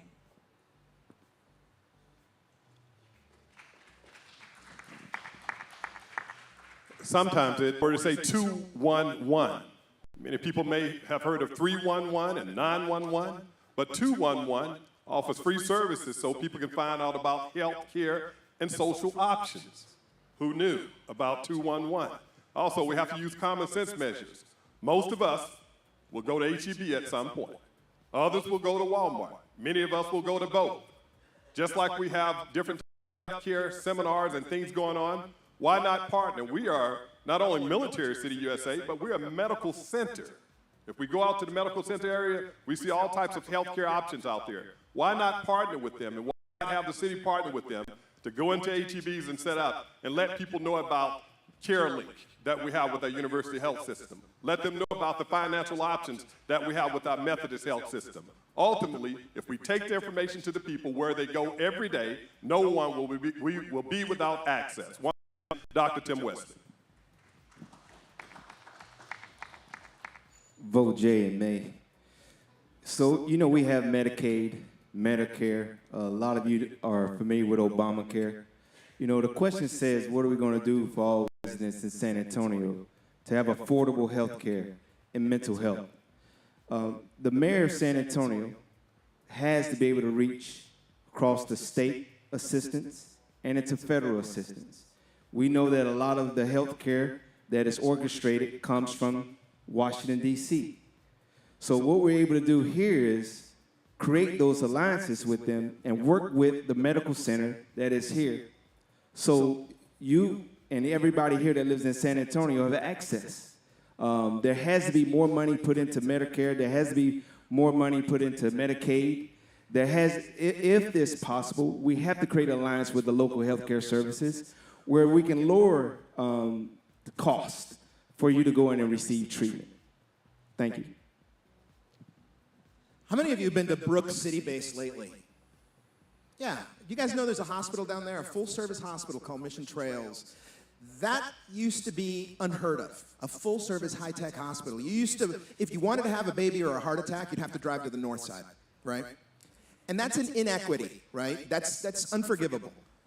And yet, we identified that there was this big gap, and we did it. I believe that the next mayor needs to fight tooth and nail to put a hospital on the east side, more hospitals on the southeast side, southwest side, and the west side. And I think it's possible. Now, it's only possible if, remember this is a job interview, if the person who sets out to do that actually has some experience doing it. I'm the only person on this stage, folks, who's actually brought a huge hospital to the south side. And I can do it again.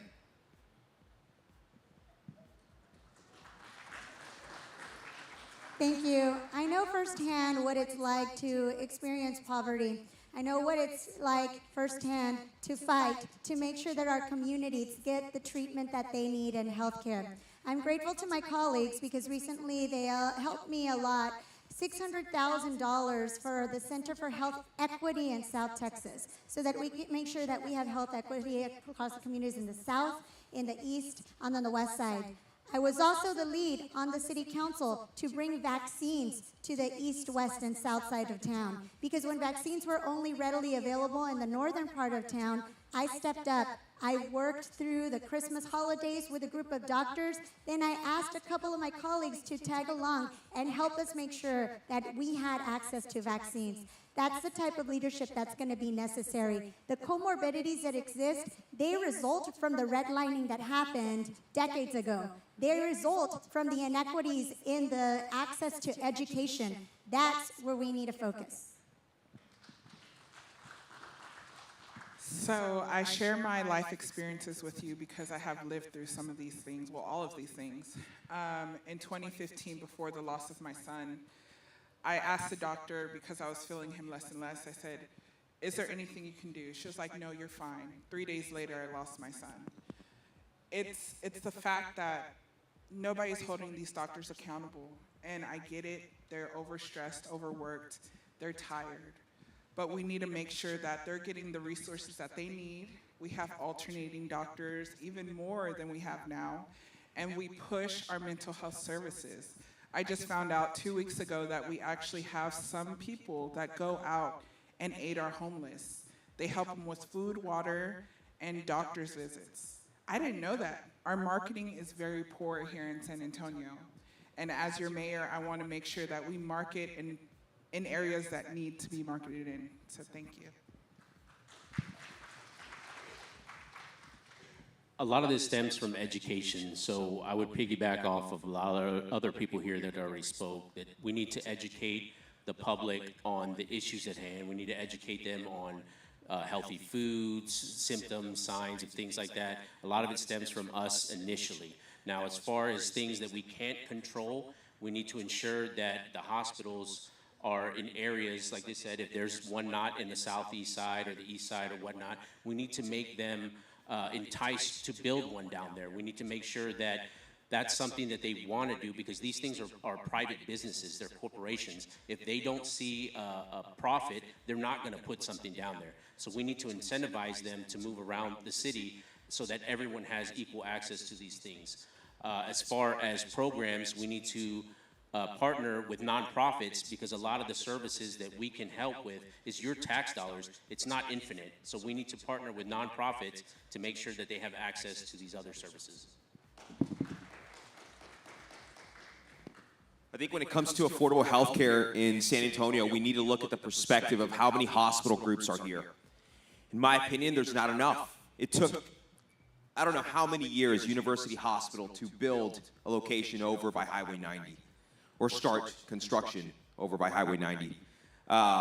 There's just not enough hospital groups here to serve our second biggest by population city of Texas. Another factor to that is that when you think of dealing with the mental health issue, it's not just nonprofits that play a role in this. It's actual universities and groups, organizations that have done studies to figure out what is the causation behind that mental health problem and how do we really solve that issue. The nonprofits are there to really deal with kind of that gap and getting them reincorporated or put back into society. But there are measures that we have to look at behind there. There's details behind a mental health illness that these universities have real facts to deal with that. Time. I don't think we're dealing with that enough. I'm going to approach this a little bit differently than everybody else. You know that the city and the county duplicate services, and Metro Health and the county health system duplicate a lot of those services. I'm going to work to combine those services. And who's the big gorilla that has most of those services available? It's a county, not the city. We don't get funding to build hospitals and things like that. That's all done by the county. And I'm going to work with the county to take more of those responsibilities off of the city so that we can concentrate on those things that we're supposed to be responsible for. Metro Health has grown by leaps and bounds over the last 10 years. And they're consuming more of our budget every year. So they are duplicating those services that are being provided by the county. So I'm going to work with the county for them to do the job they're supposed to do, and we do the job that we're supposed to do. Thank you. There's a saying, your health is your wealth. And when we look at the city of San Antonio, health and health disparities is probably one of the leading reasons why Fortune 1000 companies do not want to come to San Antonio. And so when we're talking about this issue of generational poverty, we have to say that in the 10 worst zip codes, we have to be able to deploy mobile health units into the worst zip codes to get an outcome of action, not just we'll plan to do something differently. When I think at the work that the sororities do in this room, like AKAs who are helping to drive maternal health equity, when I look at Zeta Phi Beta, who has a prenatal support, and we talk about African American women, not under the notion of abortions, but even just carrying to term a birth, that there's a 2 to 3 times likelihood that they could die than other women. And that's why I would also declare a state of emergency for women in the first 100 days and put you all on my committee. Thank you.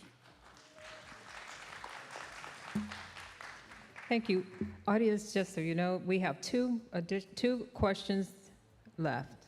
Thank you. Thank you, candidates, for staying with your time limit.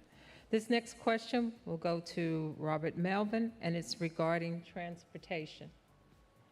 San Antonio's rapid growth has strained its transportation infrastructure. How will you address the resulting challenges and ensure equitable access to public transit and improve connectivity for all residents, particularly in Black and underserved communities? Certainly. So when you look at downtown, if you go a mile in any direction, you're looking at some of the most poverty-stricken communities in the city. And so when we're looking at how we're able to move bodies in a way that makes sense, we have to first address the way our communities are currently looking and how they got to that point.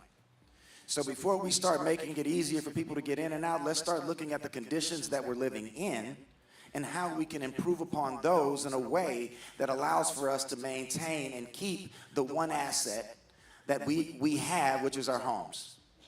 From there, we can then, where are we busing these people to? Where's the jobs that these individuals are going to? So we have to address the fact that we need economic development initiatives that are going to train and teach our people how to engage. And then we can discuss the failed policies of VIA and how they've grown in a way that has hurt our city.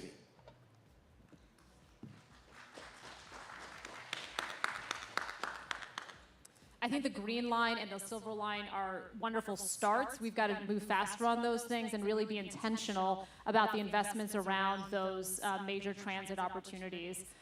Earlier, I talked about the types of housing projects that I really want to go faster on. I think we've got to think about housing and our transit, our public transit in particular, at the same time, and being, again, thoughtful about where we place those so we can address both the congestion and public health issues related with that congestion. I think it's also really important that when we're thinking about the upcoming bond, our public transit is something that we are thinking about, that we're protecting that, because we know how important this resource is for so many communities.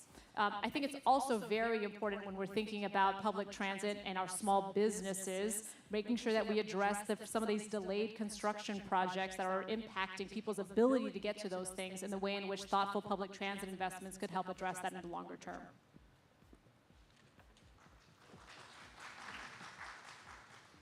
Well, one of the things I'll tell you right off, when it comes to public transit and transportation, we have to hold people like VIA accountable. Many of you may or may not know, yes, they have wasted upwards of $5.2 million on the Scobie project. Instead of them dealing with public transportation, they bought a $5 million building that sits empty and that's costing us taxpayers about $480,000.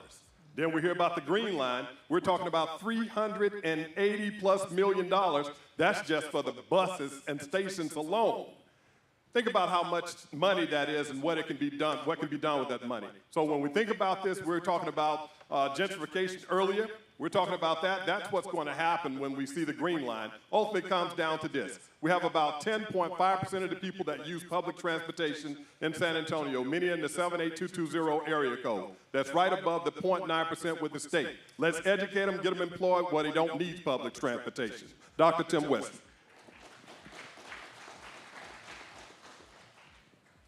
Vote J and May. Thank you. One of the things that I've had the pleasure of dealing with is speaking to the citizens, specifically on the east side. The transportation as far as bus stops, bus times, it can't come from just a group of people at City Hall. We have to have dialogue with those who catch the bus. We have to have a way to communicate with them to inform us of where they need to go. Then, as what was stated previously, we can utilize those resources that have been spent and put them where they need to be. On the west side of town, there's issues with traveling to jobs that's downtown or on the north side. On the east side, there are issues, specifically a very good friend of mine, KJ Jackson. He lived on the east side. There's issues with traveling from the east side to where he works off of 281. Time. So we need to make sure that we find out what the people need. Vote J and May.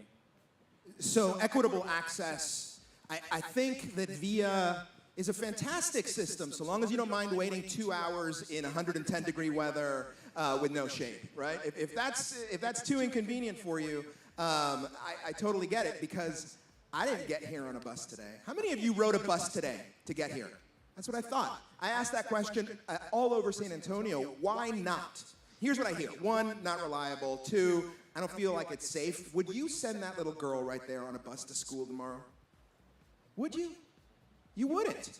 And the thing is that most parents wouldn't either. Most parents wouldn't even ride the bus themselves because they don't feel it's clean. It's not safe. And on top of that, you're not sure whether you can see out the window or not because they're all covered in personal injury ads, right?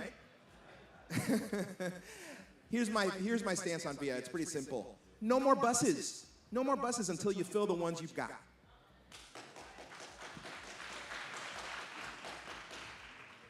I think that one of the things that we can do to improve connectivity is focus in on the VIA link.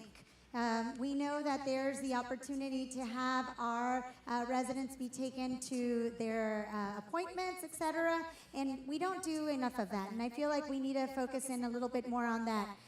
Like Councilman Palaez said, I have a few bus shelters in my district where people don't want to wait because they're in the sun, it's hot. How do we make sure that we have covered bus shelters or be more innovative in how we have our bus shelters out there? But in addition, we also have to focus on giving some additional bus passes. How do we encourage a culture of people taking the bus? How do we encourage, for instance, the Green Line? We have a Green Line that is planned, but do we even have the art shows, the music concerts, etc., for people to want to come to downtown in those buses?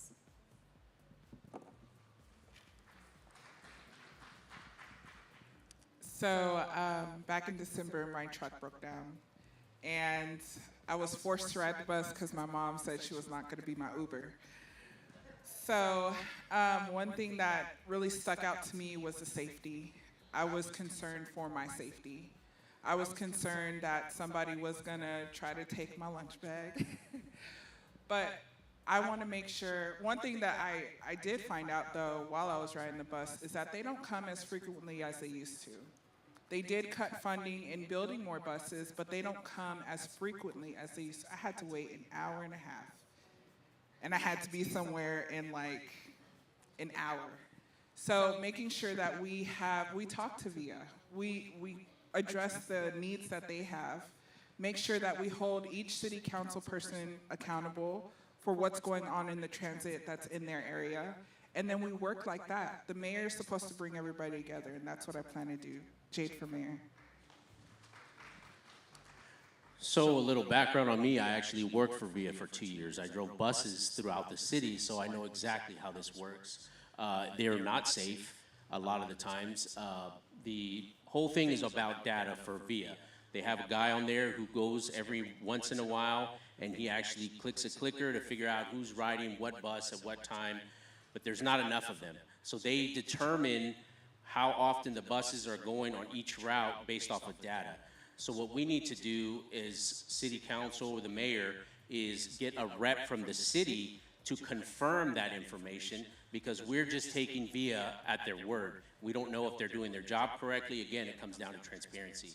As far as equity along bus routes or whatnot, we have to be realistic. If one person rides this bus and needs it at this time, the city and VIA are not going to bend to that. There needs to be another output, either an Uber type system run by the city or whatnot.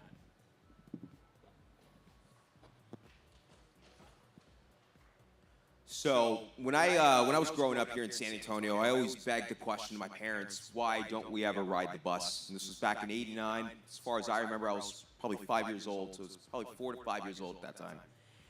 And the fact is, my parents worked very hard to get a car because they knew the dangers of riding the bus. Here we are in 2025. We see rideability, it's at an all-time low. Although we're putting this much money back into the VIA system. So what are the alternatives? The alternatives are driverless car technology, Uber systems, which the city could fund if they wanted to. But there are a lot of alternatives that the city is not exploring enough. Again, the root of this issue, it comes back to safety and then opportunity for families to really get a car. Those are the issues that we need to be talking about. It's not about ensuring equitable access to public transit. We're in San Antonio. We are a big city. The only way this works is if we provide more opportunities. Don't get me started with VIA, but I will start with VIA. Look, they're overfunded. They've got a bunch of big lumbering buses all over the city that are empty most of the time. I volunteered District 10 to start this VIA Link program, which is basically an Uber program, and it's worked. There's some kinks in it yet that need to be worked out, but it works really well. Instead of these big buses driving around, empty most of the time. And this north to south new line that's going to go along San Pedro, I just don't get it. It's going to be a reflection of that big empty parking lot on 281 that sits empty every dadgum day. And let me tell you, we need to auger into VIA to make sure that they're spending your dollars. And the city doesn't do anything with VIA. They're their own entity. We don't have any control on it. We have one representative on that board. And you need to go and complain to VIA on what they're doing and what they're not doing. Thank you. This issue of access to public transit, I think, has to also be recognized that it's the people that I think that are up here that are really out of connection with what poverty looks like. The fact of the matter is we have streets in San Antonio where we have no sidewalks, and children are walking to school when we could have more enhanced VIA services. I think we have to provide some form of transit credit to households that are that are at the poverty line. How else are we going to ask people to do more if we're not providing services to them? The other disservice is the information superhighway. We have a digital divide. We have 20% of San Antonio that are not connected to the internet. How are we expecting people to get jobs and to take education online if they don't even have access to the internet? I think that, you know, we know what the experience is with public transit. We've been a people who've depended upon public transit. And that's why we have to do more with VIA. And VIA has to do more with our businesses because they shut us out. Time. And I protested VIA. Thank you. So Right. I feel really strongly about transportation because it's access to healthcare, it's access to education, it's access to employment, it's access to opportunity. So there's a lot of communities here that rely on VIA. Not everybody has the choice to ride VIA or not. There's communities that need to get VIA to get to all those places, education, employment, all kinds of things. So what do we do about that? We expand VIA Link. There's several areas in the city that have the pilot of VIA Link, and it's an Uber-type program. We expand VIA Trans. Believe it or not, VIA Trans doesn't go all over the city, and there are people, communities being left out, special needs communities being left out. Making sure that we have not just roofs over the bus stops, but green roofs. Let's make it a green, sustainable roof. Now, a lot of folks are talking about just VIA, but we also need to talk about transportation to Austin, maybe to 35. Let's talk about rail, because that's also access to education. If you live here and you work or go to school in Austin, that would be helpful. For our final question for tonight, education and youth programs. This will be for Gina Ortiz Jones. In light of the challenges public schools face due to school choice and vouchers, how will you support the improvement and increased funding for public education in San Antonio? Public education is the great equalizer. I'm not only a proud product of public education, I'm a proud product of all Title I schools. So I know how important this is for our community, which is why in the first 100 days, I want to get an understanding of how many kids, how much talent are we leaving on the table as a result of not fully meeting the need for pre-K in our community. What's the number, and then what's the bill, right? What is the bill? I would argue this is a bill we cannot afford to not pay in light of the challenges in our community.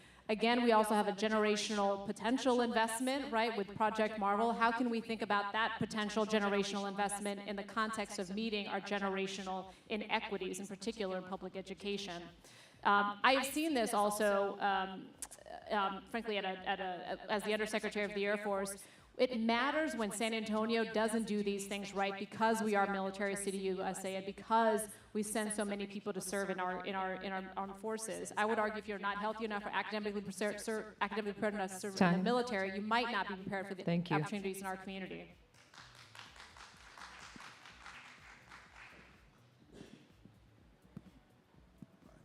As a former middle school teacher, 7th and 8th grade math and science, and also elementary school teacher, 5th grade. I've been in the classroom. I understand what it looks like. I also understand that the head count is how they get paid. That's why a lot of times students are not suspended when they have the discipline issues because there's money tied to them being at school every day. We have to get to a point where we make it about merit even in the classroom. If I have school A that is excelling, even if this is a public school and they're excelling, they're doing excellent, then people are going to want to go to that school. They're going to want to attend that school. And the more students that want to transfer into that school, that's money that's coming with each head count that comes to that school. We have to begin to look outside of the box. I've said before, I think outside of the box because I've never been in there. But I've been in the classroom, and I can tell you there are options. We have to think outside the box, look at those options, and exercise them. Once again, Dr. Tim Westley, number 7 on your ballot.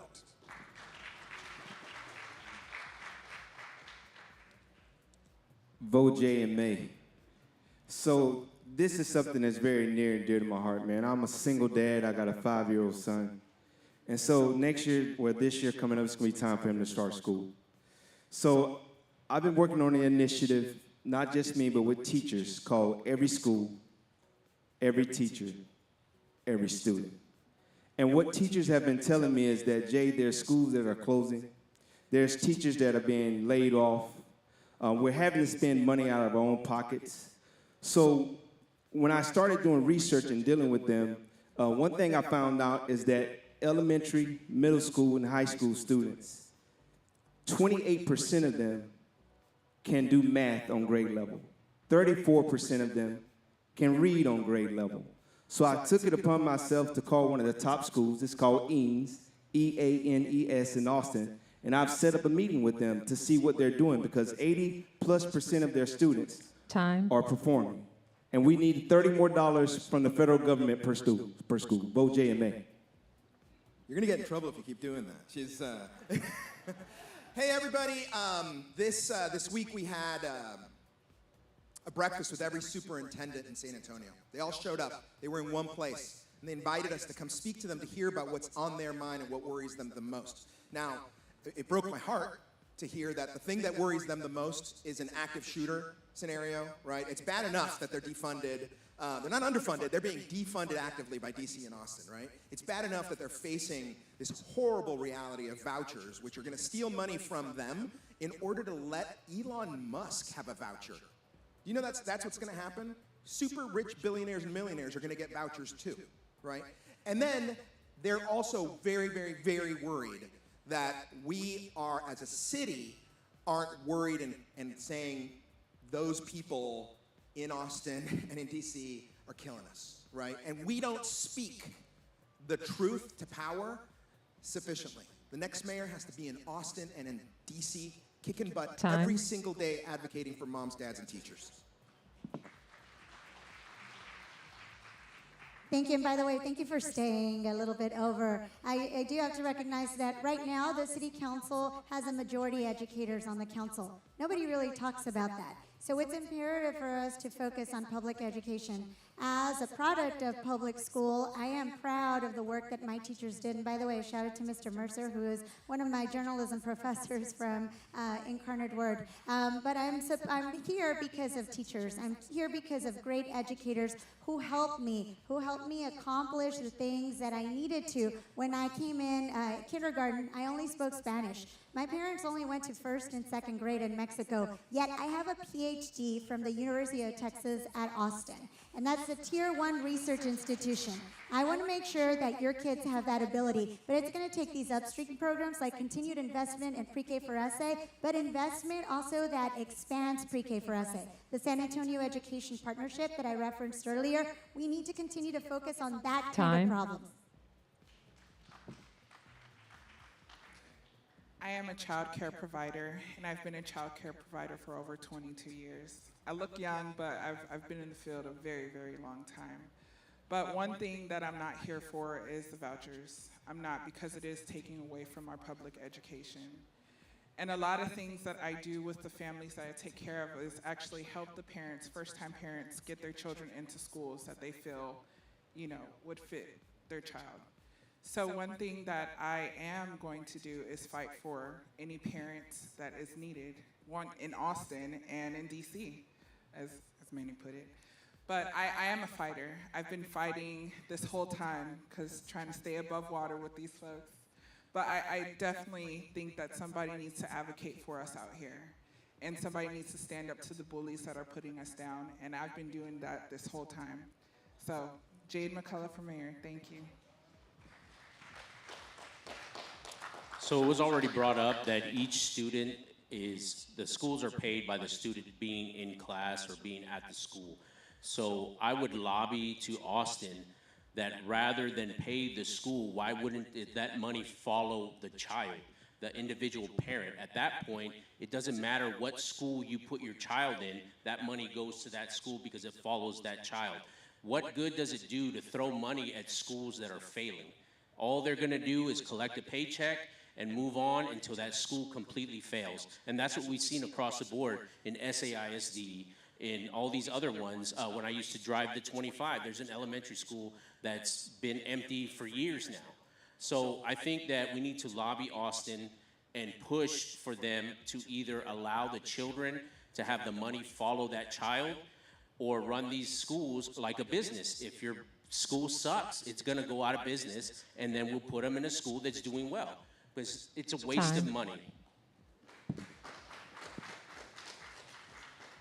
Improving our schools, I believe, starts with incentivizing the teachers that are in place to really further the education of these children, but also be mentors and foster what they need to believe that they could become someone in San Antonio. That's first and foremost. Doing that requires, again, more conversations with these educators to see where they lack opportunity from the city. Second fold to that is public education funding. We have to look at the private sector for that as well. I don't think that the private sector is playing enough of a role in the community that we have here in San Antonio to really put back into their community. And that starts with funding a building. If you look at HEB School of Business at UIW is the perfect example.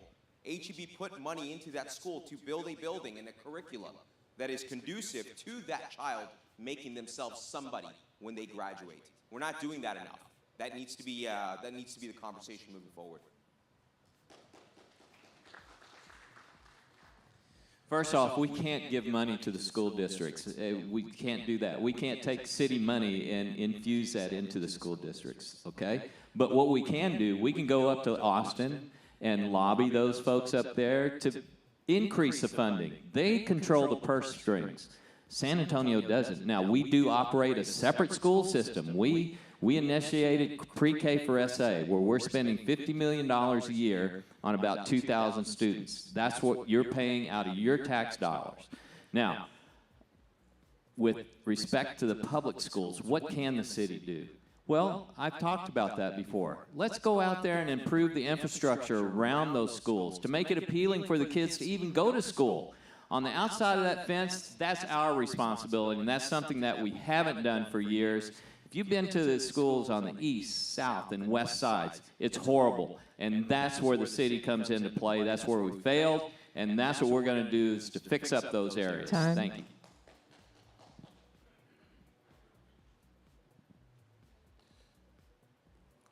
What if your fraternity, sorority was funded to help with this issue of public education?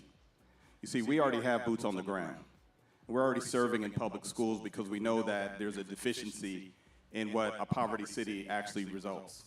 We understand this, and I would say as mayor, I would put at least $50,000 per sorority fraternity into your budgets because we are taking on the hard route right now of mentoring children of all races, genders, backgrounds.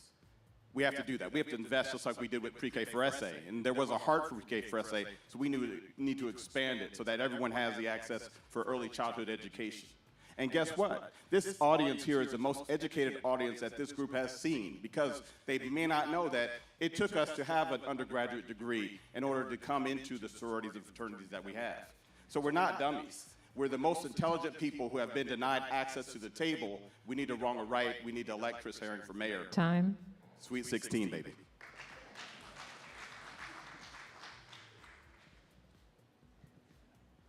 When I was first elected in the west side of San Antonio, one of the first things I did was sit down with the two school district and superintendents that were in my district. It's Edgewood and Northside. You can't get more different than that. The lowest income area and one of the highest income areas. I sat down with them, and the first thing they said to me is, Melissa, you can't do anything. You're city. There's nothing you can do for me. I said, let's just have this conversation. What we ended up with, what we could do as a city, is fix all the sidewalks.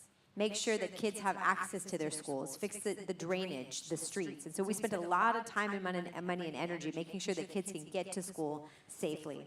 So I scaled that up, and I said, you know, the city doesn't meet with our superintendents regularly. We have something like 17 school districts in our city. So if we had a city education liaison that was spending that time and working with the superintendents to figure out what the city can do for them, because I don't think we want to know what we can't do, right? You're never going to hear me say that that's not my job. I'm always going to try to figure out a way to represent my entire community. Thank you. I think Chris just tried to bribe the Panhellenic Council. Look, this is an economic issue. We will be judged by how we treat the least amongst us. And that is our children, that is our elderly, and that is our weary. It is incumbent upon us to be able to appreciate right now our third graders are reading 30% below the national average. And they determine the amount of prison beds that are going to be needed in the future based on that statistic. So if we are aware of that fact now, how is it that we're not being more aggressive in trying to find the solution? 20% of our population lives at or below poverty, and they have for many generations. What are we doing to solve for the problem? There's a lot of politicians up here that they say a lot of sweet things. Time. Proof is in the pudding. Audience, let's give our candidates a round of applause. Thank you, audience, for your patience as well. This has been a good discussion. As we close, we'll ask each candidate in 30 seconds or less to give your closing remarks, following by closing from Brother Armand. We'll start with Tim Westley.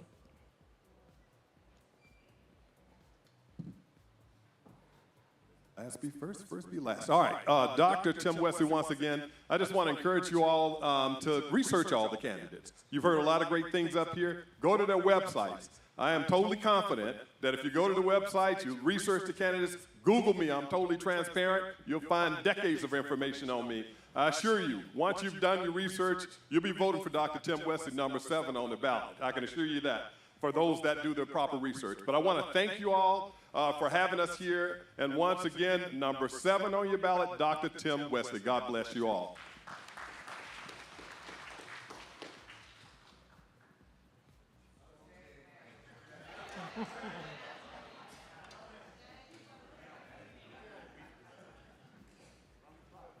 Vote JMA. Yes, let's go to the websites, www.mayorjforsa.org. I tell people all the time, life is meant to be lived forward, but it's understood backwards. Sometimes God ordains our steps, and sometimes we may miss it. But this time, let's not miss it. Try the Spirit with the Spirit to know if it's of God. Vote J in May. And one more thing. I just got picked up on my manuscript, so you're looking at an author right now. I told you. Hey, you've met us. I think you know what we stand for. I want to use these last few seconds to highlight some heroes in the room, because it's really not about us, guys. It's about who we want to serve. And the women of Zeta Phi Beta, the blue blazers in the room, yeah. I also had dinner with some pretty powerful people, and that's those women right there. You guys came out to our Bob Ross Senior Center, and we had the most interesting and powerful conversation about domestic violence. Thank you so much for taking an interest in that. I love you guys, seriously. Again, I'm Councilwoman Dr.Adriana Rocha Garcia. My 3 focus areas will be education, housing, and healthcare. I don't have a whole lot of time to tell you, but I can tell you that I am the only candidate on this stage that was endorsed by the San Antonio Express News. So please go and take a look at that Express News report. You'll find a lot of stories that showcase that I did not just start working, I did not just start leading. I have been leading throughout my 6 years on council. Thank you. I think one of the hardest things to do is come up and speak in front of you guys, because I see the eyes, But In all reality, this is my first time running. And it has been a challenge, but I am honored to say that I have fought this whole way.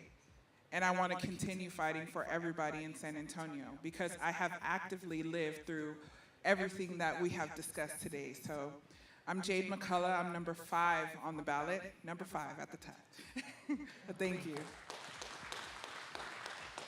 Christopher Reyes, I'm number 4 on the ballot. Thank you for coming out here. I just want to leave you with this. Please research your candidates.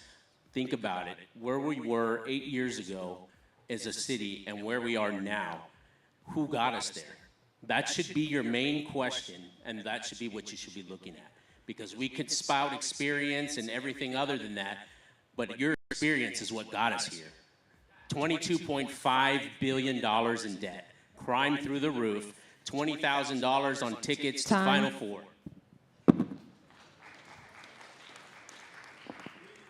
30 seconds is quick. I'm gonna be very brief. MauForMayor.com. I put a lot of videos out on Instagram. If you're on Instagram, same thing, Mau for Mayor. Again, I'm running based on perspectives of economic principles. What we have at issue in San Antonio is an economic issue, and everything else when it comes to sewage, poverty at 18%, it's all economics, and I know that's a little hard to kind of get our head around, but that's what I'm running on, and I'm here to change that. Again, Mau Sanchez, number 26 on the ballot. Yes, I'm Clayton Perry, and I am running on my experience and common sense leadership. Listen, I pushed back on a lot of issues at that city council for 6 years, but I'm very proud of the things that I did get accomplished. I told you about them, homestead exemption, 2 years, and doubling the infrastructure. So I'm proud of that, and I want to continue that as your mayor in pushing forward with that common sense leadership. Thank you very much, and y'all have a blessed day. God is good, and all the time. I'm running on Proverbs 31, which is to give a voice to the voiceless, to end generational poverty, to be a mayor that you could be proud of. Tonight, I dedicate this mayoral appearance to my daughter, Olivia, who's currently receiving an award right now at the Winston Churchill High School as a senior. My daughter, Maya, who graduated from Texas A&M in the College of Engineering, and my son, Chris, who just texted me and said he's deploying to the Middle East. You see, this is what inspires me, and I thank my wife because she's been the wing beneath my wings. How are you going to cut him off when he's thanking his wife? Wow. Okay, I'm Melissa Cabello Haverda. Please look me up, melissaforsa.com. I have very detailed policies. And I'm going to be real clear about something. The only endorsement that anybody up here wants, the only endorsement that I want is yours. So I am running to make sure that San Antonio has a voice. I'm running to make sure that we're moving San Antonio forward together. And I'm running to make sure that local government goes back into the hands of the people of San Antonio. Thank you so much. I'm Robert Melvin. I'm running for mayor. I am number 3, or the 3rd person on that ballot. It's really easy to remember. It's the Holy Trinity, the Father, the Son, and then the Holy Spirit. But I want to tell you that I'm running for you. It is about us taking control of the very government that we want to see improved. This is not about me. I'm one man with one opportunity to sit and represent you. It's about us getting active, getting back into the community, and being the change that we want to see. Gina Ortiz Jones, number 12 on the ballot. My entire career has been in public service, and that has shown me that true national security starts at home with economic security. Smart, healthy kids, government officials understanding to whom they are accountable, and more transparency around how public dollars are spent. It also has shown me you need a plan, which is why on my website I've outlined the things I want to work on the first 100 days, bringing down costs where we must, making smart investments where we must as well, and again, bringing much more transparency to how taxpayer dollars are spent. So GinaOrtizJones.com. Thanks. Thank you, candidates. Good evening, everyone. My name is Gregorio Armand. I am the NPHC Civic Involvement Subcommittee Chair, and I, along with a wonderful team of people, have been blessed to be able to put this event together. And I'd just like to thank, first of all, I'd like to thank Sister Janet Ray. Thank you very much for serving as our moderator. thank God for this opportunity to just be able to serve our community, because that's what it's about. This thing came together simply in a chat group. Somebody said, in fact, it was B. Michelle, said, hey, we need to have a forum for the candidates. Then Scott Earl, the president of NPHC, said, Gregorio, look into it. It was that simple. That's all they needed to do was just say, do something. And other folks came on board and said, we are about our community and we want to advocate for them. So I hope you guys were proud of those questions that you received, because they were definitely about our community. So I'd like to thank also my family, because they've been going through it with me throughout this entire time as we've been putting all this stuff together. So I appreciate you guys for being patient with me as we're putting this thing together. My wife Joy, my son Gregorio, and daughter Kenya over there. Thank you. Thank the NPHC, the committee that put this together. Please stand up. You guys deserve a round of applause. Thank you. Thank you so much.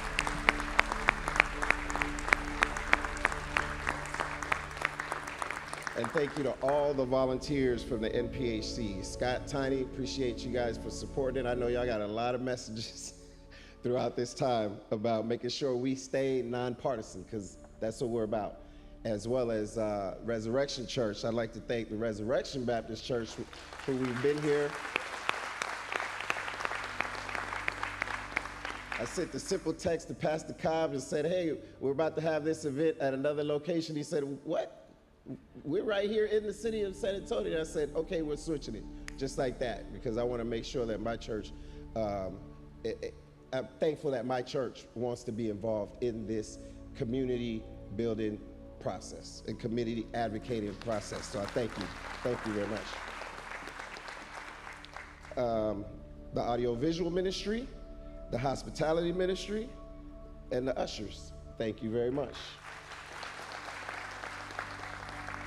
And last but not least, you candidates. It was one simple email. I said one email said it was going to be the 3rd, and then a candidate, I think it was you, Chris, that said, hey, none of us are available on the 3rd. Here's some dates. And we picked the date, and all of you came through. So I appreciate you guys checking your emails.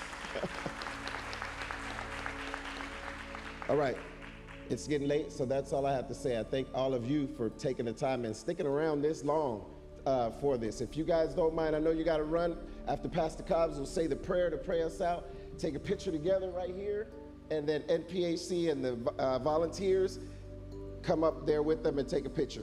And then you guys can engage I know you all got to run, but you can engage as necessary. So Pastor Cobbs, lead us in prayer, and then y'all come around right here to the front, and then we take a picture after that.